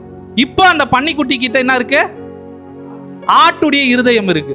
இப்போ அவர் கூட்டிட்டு போறான் வாக்கிங்கு, இவரா அந்த சேர்கிட்ட கொண்டு போனாலும் அந்த ஆட்டுக்குட்டி அந்த பன்னிக்குட்டி என்ன பண்ணுது, சேத்துல போக மாட்டேங்குது. ஏன்? அது இருதயம் மாற்றப்பட்டிருக்கு. அது இருதயம் இப்போதான் சேஞ்ச் ஆயிடுச்சு. நாம நிறைய நேரத்தில் நம்மளுக்கு எது சேஞ்ச் ஆயிடுச்சு அப்படின்னா, நம்ம முன்னாடி வேற ஒரு மார்க்கத்தில் இருந்திருப்போம், வேற வழிபாடுகள்ல இருந்திருப்போம், வேற நம்பிக்கையில் இருந்திருப்போம். ஆனால் இன்னைக்கு நம்மளுக்கு எது மாறிடுச்சுன்னா லாங்குவேஜ் மாறிடுச்சு. பிரைஸ் தி லார்ட் பிரதர், தோத்திரம் பிரதர், நீங்கள் ஜெபம் பண்ணுங்க பிரதர், ஆண்டவர் செய்வார். ஜெபம் கூட இல்லை, ஜெபம் பண்ணுங்க பிரதர், ஆண்டவர். ஏன்னா இப்போ நம்மளுக்கு என்னெல்லாம் லாங்குவேஜ்லாம் மாறிடுச்சு, ஸ்லாங்கெல்லாம் மாறிடுச்சு. ஆனால் எது மாற மாட்டேங்குது அப்படின்னா நம்மளுடைய கேரக்டர் மாற மாட்டேங்குது. ஆண்டவர் எதை எதிர்பார்க்கிறார் அப்படின்னா நம்மளுடைய கேரக்டரை ஆண்டவர் எதிர்பார்க்கிறார். நாம் எந்த அளவுக்கு கேரக்டரில் வித்தியாசம் காமிக்கிறோமோ. நான் இதுக்கு முன்னாடி போன முறை வரும்போது நல்லா ஞாபகம் இருக்குது. யாக்கோபு, இஸ்ரவேல் என்ன வசனம் வாசித்தோம், யாக்கோபு என்னும் பூச்சியே இஸ்ரவேலின் சிறு கூட்டம். அப்போ யாக்கோபு யார், இஸ்ரவேல் யார் அப்படின்னு சொல்லி பார்த்தேன், டிரான்ஸ்ஃபர்மேஷன். ஆனால் இன்னைக்கு நம்மளுடைய கேரக்டர், உண்மை, நாம் ஏன் உண்மை உள்ளவர்களாக இருப்போம் அப்படின்னா ஆண்டவர் பரிபூர்ணமான ஆசீர்வாதங்களை நமக்கு தருவார். இன்னும் ஒரே ஒரு விஷயத்த சொல்லிட்டு நான் முடிக்கிறேன். நான் சமீபமாக ஒரு பழைய புத்தகம் தான் வாசிக்கிறேன். உண்மையாக வந்து அந்த புத்தகத்துடைய பெயர் தான் holy in Christ, Andrew Murray அப்படின்ற தேவ மனுஷன் எழுதின புத்தகம். அதில் எனக்கு ஆசீர்வாதமாக இருந்த ஒரு வார்த்தையை மட்டும் நான் சொல்கிறேன். என்ன அப்படின்னா, பழைய ஏற்பாட்டு நாட்களில் எது ரொம்ப உயர்ந்த வார்த்தை, எது ரொம்ப வேல்யூவான வார்த்தை அப்படின்னு பார்த்தீங்கன்னா ஹோலி, பரிசுத்தர் அப்படின்றது தான் ஓல்டு டெஸ்டமெண்ட்ல தி ஹையஸ்ட் வார்த்தை. அதுக்கு மேலே ஒரு வார்த்தை கிடையாது. ஆனால் புதிய ஏற்பாட்டு நியூ டெஸ்டமெண்ட்ல பார்த்தீங்கன்னா எது ஒரு டீப்பான வார்த்தை அப்படின்னு சொல்றாருன்னா கிறிஸ்துவுக்குள், இன் கிரைஸ்ட். நாம் ஒரே ஒரு விஷயத்தை புரிஞ்சுக்கணும், கிறிஸ்துவுக்குள். எபேசியர் 1:3 சொல்லுது, அவர் ஆவிக்குரிய சகல ஆசீர்வாதத்தினாலும் நம்மை ஆசீர்வதித்திருக்கிறார். அதனால் நாம் கிறிஸ்துவுக்குள் இருக்கிறோம் அப்படின்னா, நான் ஃபஸ்ட்டு எடுத்த உடனே ஒரு மெசேஜ் எடுக்க ஆரம்பித்தேன். அந்த மெசேஜ் என்ன அப்படின்னா, இயேசு கிறிஸ்துவின் ரத்தம். எபிரேயர் 12:24 வரும், ஆபேலின் ரத்தம் பேசினதை பார்க்கிலும் நன்மையானவைகளை பேசுகிற ரத்தம் ஆகிய இயேசு கிறிஸ்துவினது வந்து சேர்ந்தோம் அப்படின்ற மெசேஜ் தான் ஃபஸ்ட்டு எழுதுனேன். ஆனால் அந்த மெசேஜ் ஆண்டவர் எனக்கு நேற்றைக்கு நான் வேறு மெசேஜ் கொடுக்கணும்னு வந்தேன். நான் இந்த இடத்துல வரும்போது நான் பேசினது இப்போ கம்ப்ளீட்டாக வேறு மெசேஜ். நான் ஒரே ஒரு காரியத்தை சொல்கிறேன், என்ன அப்படின்னா, நாம் எந்த அளவுக்கு உண்மை உள்ளவர்களாக இருக்கிறோமோ பரிபூர்ண ஆசீர்வாதங்களை தேவன் தர உண்மை உள்ளவராக இருக்கு. அவருக்கு நாம் எந்த அளவுக்கு கமிட்டடாக இருக்கிறோமோ, அந்த தேவ மனுஷன் சொன்ன அந்த ஒரே ஒரு இடத்த மட்டும் நான் வாசிச்சிடுறேன். என்ன அப்படின்னா, நம்ம நிறைய நேரத்தில் கமிட்டட் அப்படின்றது 100% உண்மை உள்ளவர்களாய் இல்லாமல் இருக்கிறோம் அப்படின்னா அதுக்கு எதுக்கு நிகராக அந்த மனுஷன் சொல்கிறான், அந்த வான்ஸ் ஹேவ்னர் அப்படின்னு சொன்னவர், ஒரு மனைவி 85% கணவனுக்கு உண்மையாக இருக்கிறான்னு வச்சுக்கோங்களேன், அது வந்து உண்மையே இல்லை. அதானே உண்மை. 85% நான் ஒழுங்காக இருக்கிறேன் ஒரு மனைவி சொல்கிறான்னா அவள் உண்மையாக இல்லை. அதே மாதிரி தான் நான் வந்து பார்ட் டைமாக ஆண்டவருக்கு உண்மையாக இருக்கிறேன், ஒரு பகுதியில் உண்மையாக இருக்கிறேன், இந்த பகுதியில் உண்மை இல்லைன்னு நம்ம சொல்லுவோம்னா நாமளும் உண்மை இல்லாதவர்கள் லிஸ்ட்டில் தான் வருவோம். ஸோ அதனால் கண்களை மூடி ஒரே ஒரு நிமிஷம் நல்லா, பரிசுத்த பிதாவே, உமக்கு நாங்கள் நன்றி செலுத்துக்கிறோம் ஆண்டவர். எத்தனை பேர் நம்புறீங்க ஆண்டவர் நம்மோடு கூட பேசியிருக்கிறான்னு? எத்தனை பேர் விசுவாசிக்கிறீங்க? ஆண்டவரே, நீர் எங்களோடு கூட பேசுகிற தேவன் அப்பா, பேசாது இருக்கிற தேவன் அல்ல, நீர் பேசுகிறவர் அப்பா. அந்த காலை நேரத்தில் நான் நம்புகிறேன், நம்ம இருதயத்தில் இருந்த அநேக கேள்விகளுக்கு, அநேக கவலைகளுக்கு ஆண்டவர் நமக்கு பதில் தந்திருக்கிறார் என்று நான் நம்புகிறேன். நிறைய நேரத்தில் நானும் சோர்ந்து இருக்கிறேன், நிறைய நேரத்தில் புலம்பி இருக்கிறேன், நிறைய நேரத்தில் துவண்டு போகும்போதெல்லாம் ஒரே ஒரு காரியம் நமக்கு ஆசீர்வாதம் என்னன்னா தேவனுடைய பிரசன்னம். இந்த காலை நேரத்தில் ஆண்டவரே உமக்கு நாங்கள் நன்றி செலுத்துகிறோம். ஆண்டவரே, நீர் நல்லவராக இருக்கிறீர். இந்த குடும்பத்தின் ஆண்டவரே ஆசீர்வாதத்திற்காக இந்த நாளில் வச்சிருக்கிற இந்த ஜபத்தை கர்த்தர் நீர் அங்கீகரிக்க ஆசீர்வதிக்க நம்முடைய கரத்தில் தாழ்த்துக்கிறோம். ஒரே ஒரு நிமிஷம் ஆண்டவர்கிட்ட கமிட் பண்ணுவோமா? ஆண்டவர் சொல்றாரு, உபாகமம் 30வது அதிகாரம் 19வது வசனத்தில், நான் உனக்கு முன்பதாக ஜீவனையும் மரணத்தையும் வைத்திருக்கிறேன், நீ ஜீவனை தெரிந்து கொண்டால் நலமா இருக்கும். இந்த காலை நேரத்தில் நாம் எதை தெரிந்து கொள்கிறோம், எதற்கான தீர்மானத்தை எடுக்கிறோமோ அதற்கான ஆசீர்வாதங்களை தேவன் தர உண்மையுள்ளவராக இருக்கிறார். அவர் போதுமானவராக இருக்கிறார். ஆண்டவரே, எங்கள் மத்தியில் நீர் பெரிய காரியங்களை செய்கிறதற்காக ஆண்டவரே உமக்கு நாங்கள் நன்றி செலுத்துகிறோம். ஆண்டவரே அப்பா, அந்த குடும்பங்களை ஆண்டவரே நீர் ஆசீர்வதிக்க. அந்த ஒன் ஃப்ளஷ் அப்படின்ற வார்த்தையை நான் சொன்னேன், ஆனால் நான் முடிக்கலை. அந்த ஒன் ஃப்ளஷ் அப்படின்றது ஒரே மாம்சமாக இருப்பார்கள் அப்படின்றத நான் பல ஆண்டுகள் முன்பதாக ஒரு நபர் பேசும் பொழுது நான் கேட்டது, மனைவி தான் எதெல்லாம் கற்றுக்கொண்டாங்களோ அதில் பாதி அவங்க கழிச்சிடணுமா, கணவன் தன்னுடைய குடும்பத்தின் மூலமாக எதையெல்லாம் கற்றுக்கொண்டாரோ அதில் பாதி அவர் கழித்திடணுமா, 2 ஹாஃப் சேர்ந்து ஒரே மாம்சமாக இருப்பார்கள். அது ஃபிசிக்கல் இன்டிமசிக்காக, செக்ஷுவல் ஃபிசிக்கல் இன்டிமசிக்காக மாத்திரமல்ல, நாம் எதெல்லாம் விடணுமோ அதையெல்லாம் விட்டு கணவன் மனைவியாய் குடும்பமாய், ஆண்டவர் முதல்ல எழுப்புனது குடும்பம் தாங்க. அதில் ஃபெயில் ஆனதுனால தான் சபை வந்ததுன்னு நான் நம்புகிறேன். ஆண்டவர் நீங்கள் பார்த்தீங்கன்னா ஆதாம் கிட்ட போகிறாரு, நோவா கிட்ட ட்ரை பண்ணுறாரு, ஆபிரகாம் கிட்ட, ஒவ்வொரு நபர்கள்கிட்டையும். மல்கியா 3வது அதிகாரத்தில் 15 நினைக்கிறேன், அந்த இடத்துல வாசிக்கிறோம், பக்தியுள்ள சந்ததியை கர்த்தர் தெரிந்து கொள்ளும்படியாய் ஆண்டவன் நம்மிடத்துல இருந்து எதிர்பார்க்கிறது ஒரு பக்தியுள்ள சந்ததிங்க. இந்த காலை நேரத்தில் ஆண்டவரே, எங்க குடும்பங்களை நம்முடைய கரத்துல தாழ்த்துக்கிறோம், எங்க பிள்ளைகளை தாழ்த்துக்கிறோம். ஒரு ஆப்பிளில் எத்தனை விதைகள் இருக்குன்னு நாம கண்டுபிடிச்சிடலாமா? ஆனா அந்த விதைகள்ல இருந்து எத்தனை ஆப்பிள் வரும்ன்றது ஆண்டவருக்கு தான் தெரியும். அதே போல் இந்த காலை நேரத்தில் எங்களுடைய சந்ததிகள் எவ்வளவாய் பெருகும், எங்கள் சந்ததிகள் இந்த பூமியில் பலத்திருக்கும் என்பதை கர்த்தர் அறிந்திருக்கிறீங்கப்பா. ஆண்டவரே, இந்த சபைக்காக, இந்த ஊழியருக்காக, இந்த குடும்பங்களுக்காக நாங்கள் ஜெபிக்கிறோம்ப்பா. ஆண்டவரே, இந்த விடுமுறை நாளில் வந்திருக்கிற இவர்கள் ஒவ்வொருவரையும் கர்த்தர் நீர் ஆசீர்வதிக்கும்படிக்காக ஆண்டவரே உம்முடைய கரத்தில் தாழ்த்துக்கிறோம். ஆண்டவரே, இந்த சபையில் இருக்கிற ஒவ்வொரு நபர்களுக்காக நாங்கள் ஜெபிக்கிறோம். நல்லா இணைஞ்சு கொஞ்ச நேரம் நாம் எல்லாரும் சேர்ந்து நாம் ஜெபிக்க போகிறோம். ஆண்டவரே அப்பா, ராணி அம்மாவுக்காக, அவங்களுடைய 3 மகன்களுக்காக, ஆண்டவரே அவங்க பிஸ்னஸுக்காக, முதல் மகனுடைய திருமண காரியத்திற்காக ஒரு நல்ல பெண் கிடைக்க, நல்ல சின்சியராக வசனம் சொல்லுகிறது, யோபு தன்னுடைய சிநேகிதருக்காக அவன் வேண்டிக் கொண்டான், அவனுடைய சிறையிருப்பை கர்த்தர் மாற்றினாராம். இந்த காலை நேரத்தில் ஆண்டவரே நாங்கள் ஜெபிக்கிறோம். ஆண்டவரே, ராணி அம்மாவுக்காக, அவங்க குடும்பத்துக்காக ஜெபிக்கிறோம். டெய்சி சிஸ்டருக்காக, அவங்களுடைய கணவருக்கு நல்ல ஆண்டவரே வேலை காரியத்தில் அற்புதத்தை செய்ய, முதல் பிள்ளைக்கு நீங்கள் தந்த ஆண்டவரே டாக்டர் படிப்பிற்காக, அதே போல் 2வது பிள்ளையுடைய நீட் காரியத்தில் தேவனுடைய கரம் ஆண்டவரே இறங்கி வரட்டும்ப்பா. ஞானிகளை வெட்கப்படுத்தும்படியா ஆண்டவரே, பைத்தியமானவைகளை தெரிந்து கொள்ளுகிற எங்கள் ஆண்டவர், நீங்க ஞானத்தை தாங்கப்பா.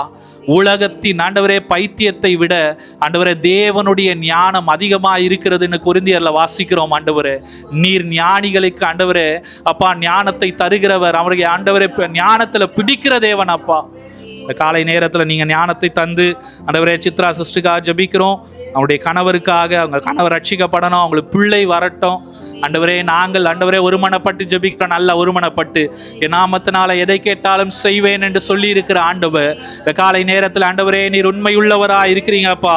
ஆண்டவரே, லக்ஷ்மி அம்மாவுக்காக நாங்கள் ஜெபிக்கிறோம். ஆண்டவரே, அவங்களுடைய பிள்ளைகளுக்காக, ஆண்டவரே அவங்க பேர பிள்ளைகளுக்காக, ஆண்டவரே அப்பா நீர் ஆண்டவரே அவங்க பேத்திக்கு சுகத்தை தரும்படிக்காக நாங்கள் ஜெபிக்கிறோம். ஆண்டவரே, அவங்க கணவனை கர்த்தர் நீ தொட்டு ரட்சிக்கும்படிக்காக ஆண்டவரே நாங்கள் உண்மை நோக்கி பார்க்கிறோம். அதே போல் ஆண்டவரே ஜாய்ஸ் அம்மாவுடைய அந்த குடும்பத்துக்காக, அவங்களுடைய கணவருடைய பிஸ்னஸ்க்காக, அவங்களுடைய ஆண்டவரே பிள்ளையுடைய ஆண்டவரே அப்பா குடும்பத்துக்காக, அவங்களுடைய மனைவி ப்ரெக்னெண்ட்டாக இருக்கிறாங்க அப்படின்னு சொல்லியிருக்கிறாங்க. நல்ல கரங்களை உயர்த்தி ஆண்டவரே நீங்கள் கிருபை செய்யுங்கப்பா. அந்த குடும்பத்துக்கு கர்த்தர் நீங்கள் ஆசீர்வதிக்கும்படிக்காக, இந்த குடும்பத்தை நீங்கள் பொறுப்பெடுக்கும்படிக்காக நாங்கள் ஜெபிக்கிறோம்ப்பா. ஆண்டவரே அப்பா ஜேக்கப் பிரதருடைய குடும்பத்துக்காக ஜெபிக்கிறோம். அவங்களுடைய ஆண்டவரே மனைவிக்காக, ஆண்டவரே அப்பா அவங்க 5 மாத பிள்ளைக்காக நாங்கள் ஜெபிக்கிறோம்ப்பா. தேவன் ஆண்டவரே ஒரு அற்புதத்தை செய்யணும், அதிசயத்தை செய்யும்படிக்காக ஆண்டவரே அமுதாமாவுக்காக ஜெபிக்கிறோம். அவங்க 2 மகளுக்காக, ஒரு மகனுக்காக ஆண்டவரே அவங்க ஹெல்த் இஷ்யூ எல்லாம், அவங்க மகனுக்கு இருக்கிற ஹெல்த் இஷ்யூ எல்லாம் மாறட்டும், நல்ல வேலை கிடைக்கட்டும் ஆண்டவரே, குடும்பங்கள் ஆசீர்வதிக்கப்படும்படிக்காக ஜெபிக்கிறோம். ஆண்டவரே டேனி பிரதருடைய குடும்பத்துக்காக, அவங்களுடைய 3 பெண் பிள்ளைகளுக்காக, படிப்பின் காரியத்தில் ஆண்டவரே அப்பா அவங்களுடைய வீடு கட்டுகிறதுல கர்த்தர் உதவி செய்யுங்கப்பா. நீர் வாய்க்க செய்கிற தேவனா இருக்கிறீங்கப்பா. ஆண்டவரே ஹரி பிரதருடைய குடும்பத்துக்காக, அவருடைய வேலைக்காக, 2 மகன்களுக்காக ஆண்டவரே ஸ்கூலில் ஜாயின் பண்ண இருக்கிற ஆண்டவரே அப்பா நீங்கள் கிருபை செய்யுங்கப்பா. நல்ல ஒரு விஷயம், நல்ல ஆண்டவரே நாங்கள் வாசித்திருக்கிறோம், நாங்கள் ஜெபித்திருக்கிறோம். கடைசியாக ஆண்டவரே அப்பா இங்கே இருக்கிற ஊழியருடைய குடும்பத்துக்கு நல்லா பாரப்பட்டு ஒரே ஒரு காரியத்தை ஒரு ஊழியர் சொல்லும் போது எனக்கு எத்தனையோ ஆண்டுகள் முன்பதாக சொன்ன காரியம் எனக்கு நினைவுக்கு வருது. ஒரு ஊழியக்காரன் தன்னுடைய வெற்றியை மைக்கு போட்டு சொல்ல முடியும், நல்ல சாட்சியாக சொல்ல முடியும், எல்லார்கிட்டையும் பகிர முடியும். ஆனால் ஒரு ஊழியக்காரனுடைய கண்ணீரையோ தோல்வியோ மற்றவங்களுக்கு சொல்லவே முடியாதுங்க. ஏன்னா நான் அந்த பாதையில் நான் அதை அனுபவிச்சிருக்கிறேன், அந்த பாதையில் நான் போயிட்டுருக்கிறேன். நிறைய நேரத்தில் நம்மளுடைய தோல்வி, கண்ணீர், பிரச்சனை, போராட்டம், பணத்தின் காரியம், தேவைகள், இது எதையும் வெளியே சொல்ல முடியாது. காலை நேரத்தில் ஆண்டவரே அப்பா ஜஸ்டின் பிரகாசத்துக்காக ஜெபிக்கிறோம். நான் அவரை பிரகாஷன் கூப்பிடுவேன். ஆண்டவரே அந்த ஊழியரை கத்த நீங்கள் ஆசீர்வதிங்கப்பா. ஆண்டவரே அப்பா ஊழியருடைய மனைவியை ஆசீர்வதிங்கப்பா. அவங்களுடைய ஆண்டவரே அப்பா மகள் ஜெஸ்ஸிக்காக ஜெபிக்கிறோம். இன்னும் ஆண்டவரே வரப்போகிற பிள்ளையை நாங்கள் ஆசீர்வதிக்கிறோம். ஆண்டவரே எங்கள் தேவன் அழைத்தவர் உண்மையுள்ளவராக இருக்கிறீங்கப்பா. அழைச்சவர் ஆண்டவரே பாதியில் விடுகிற தேவன் அல்ல. ஆண்டவரே நீ சொல்லியும் செய்யாதிருக்கிற தேவன் அல்ல. மனம் மாற நீர் மனுபுத்திரன் அல்ல. ஆண்டவரே நீர் ஆண்டவரே இந்த குடும்பத்தை நடத்த நீர் போதுமானவராக இருக்கிறீங்கப்பா. இன்னைக்கு எது இல்லைன்னு நினைக்கிறோமோ அது இன்எவிட்டபிளாக மாறப்போகிறது. ஆண்டவரே அது தவிர்க்க முடியாததாய் ஆண்டவரே இந்த குடும்பத்தை வரப்போகிறதற்காக உமக்கு நாங்கள் நன்றி செலுத்துகிறோம். ஆண்டவரே இருக்கிற ஒவ்வொருவரையும் தாழ்த்துகிறோம்.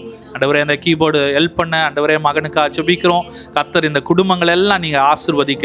இருக்கிற சிறு பிள்ளைகள் ஆண்டவரே சகோதரிக்காக ஜெபிக்கிறோம், அவங்க பிள்ளைக்காக ஜெபிக்கிறோம், அம்மாவுக்காக ஜெபிக்கிறோம். ஒவ்வொருவரையும் நீர் ஆசீர்வதிங்கப்பா. ஆண்டவரே இந்த சபையை கர்த்தர் நீர் அப்பா ஆண்டவரே அப்பா நீங்கள் சொன்ன வார்த்தையின்படி ஆண்டவரே ஒரு பெத்தேலாய், ஆண்டவரே ஒரு அப்பத்தின் வீடாய், அநேகருக்கு ஆசீர்வாதத்தின் வீடாய், அநேகருக்கு அடைக்கல பட்டணமாய் இந்த சபை மாறட்டும். ஆண்டவரே நீர் ஆண்டவரே பெருகவே பெருக பண்ணுவேன் என்று சொன்னவர், ஆண்டவரே பிறப்பிக்கிறவர், ஆண்டவரே நீர் பிரசவத்தை தடுப்பேனோ என்று சொன்ன எங்கள் ஆண்டவர் பொக்கிஷங்களை நீ தரும்படிக்காக, ஆண்டவரே ஒளிப்பிடத்தில் இருக்கிற பொக்கிஷங்களை தரும்படிக்காக நாங்கள் ஜெபிக்கிறோம். வழி வாசல்களை திறங்க, அடைப்பட்ட வாசல்கள் திறக்கப்படட்டும். ஜெருபாபேலுக்கு முன்பதாக ஆண்டவரே எல்லாம் சமபூமியாய் மாறட்டும். ஆண்டவரே நீரே பெரிய காரியங்களை செய்யும்படிக்காக உம்முடைய கரத்தில் தாழ்த்துகிறோம். இயேசுவின் மூலமாய் ஜெபிக்கிறோம் பிதாவே. ஆமீன், ஆமீன்.